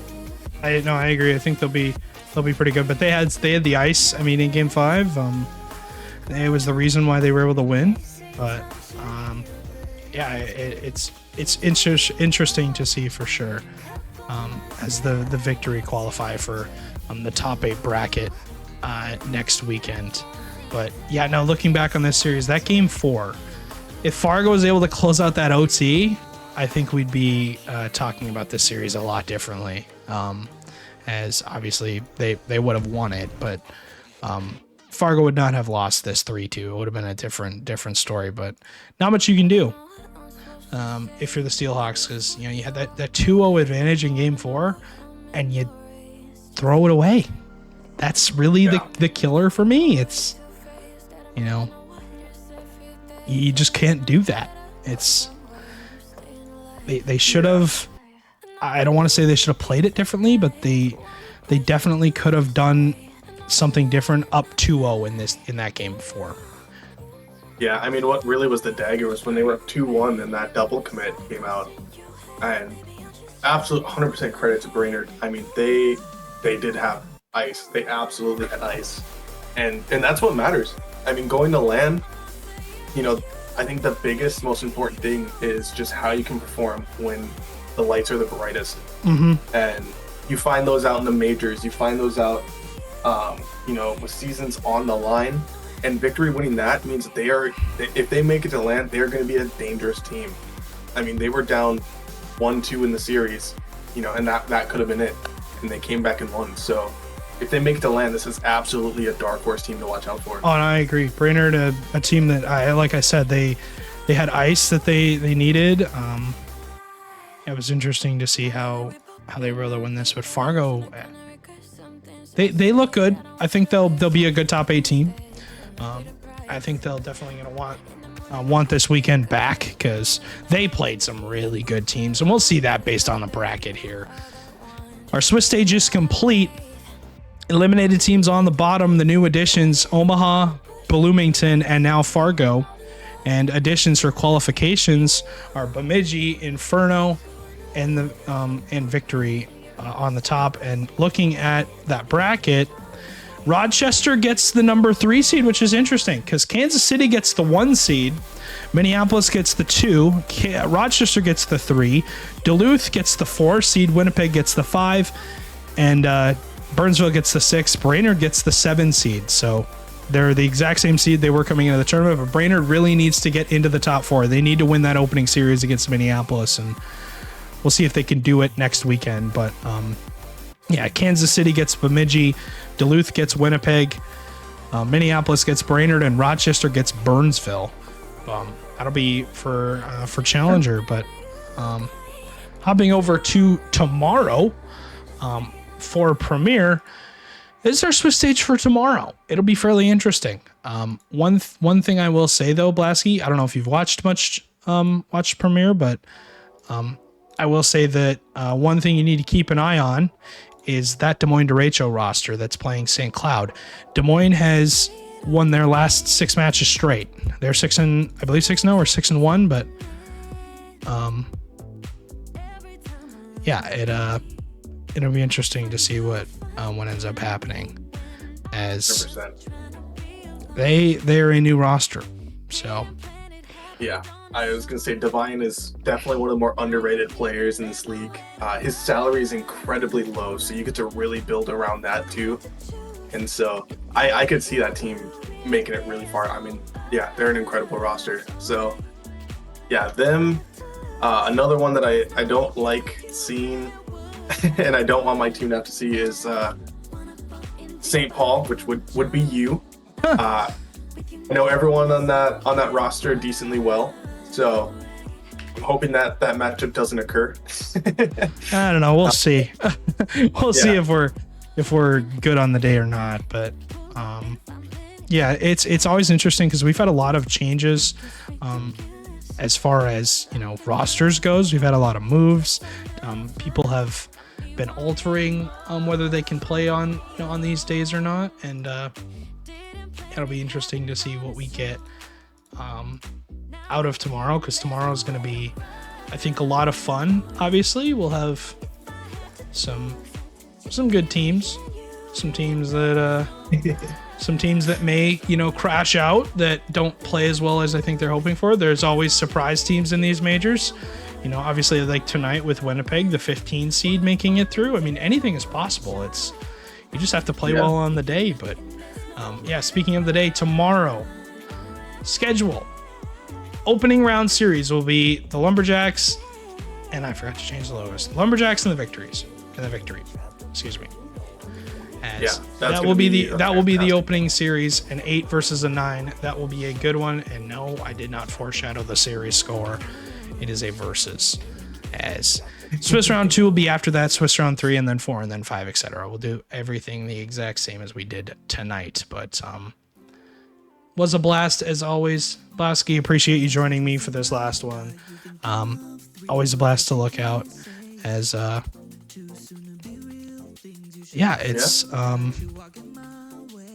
it's awesome. Definitely always fun. That's all I got. No, it's going to be a blast. I'm really excited about tomorrow. Catch us 3 p.m. CST. I'll be here again for the first round, so you'll get to see this mug again. So yeah, check in. The premiere gameplay is always fantastic. So you guys get to see the biggest guy on the biggest stage. Brian opens up the show. For the biggest guy on the biggest stage. That's hilarious. So yeah, super excited to be there tomorrow as well. It's gonna be lots of fun. I'm excited to see what we get. As should be a blast. And we'll see you guys tomorrow for more Swiss Stage action premiere. It's gonna be a blast. We'll see you tomorrow at 3 p.m. Central Standard Time. See ya.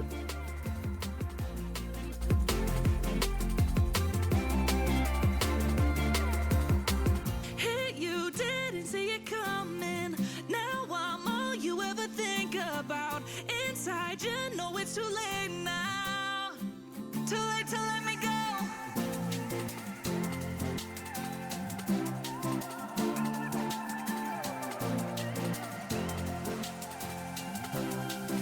Too late to let me go. No. Too late to let me go now. Yeah, no. It's too late to let me go.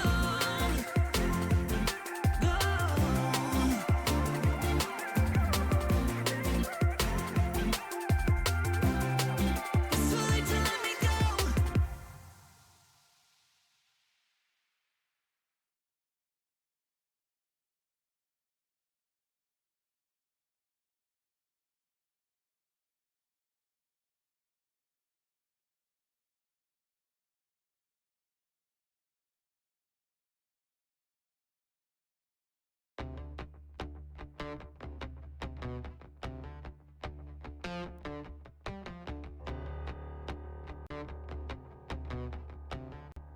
Yeah. I was born with the story. I was born for the glory. Through the heat and the rain, can't deny and ignore me. I'm bred for commitment, signed up for a mission. Yeah, it comes with the price. It's all in the description. My time has arrived. I can't hesitate. Nothing is in my way. Knocking down barricades. On a different type of time. Dreams are never late. From the jump, I'm the person you can never break. Ain't got time for indecision. I got 'em all out. No, you ain't gonna hold me down. 'Cause I'm a rebel, spirit strong like metal. I will never fit the mold. No, I was born ready to be legend. I won't settle, reaching higher levels. Just you wait and see. I'ma be legendary. I'ma be legendary. Yeah. I got the power. I've been working after hours.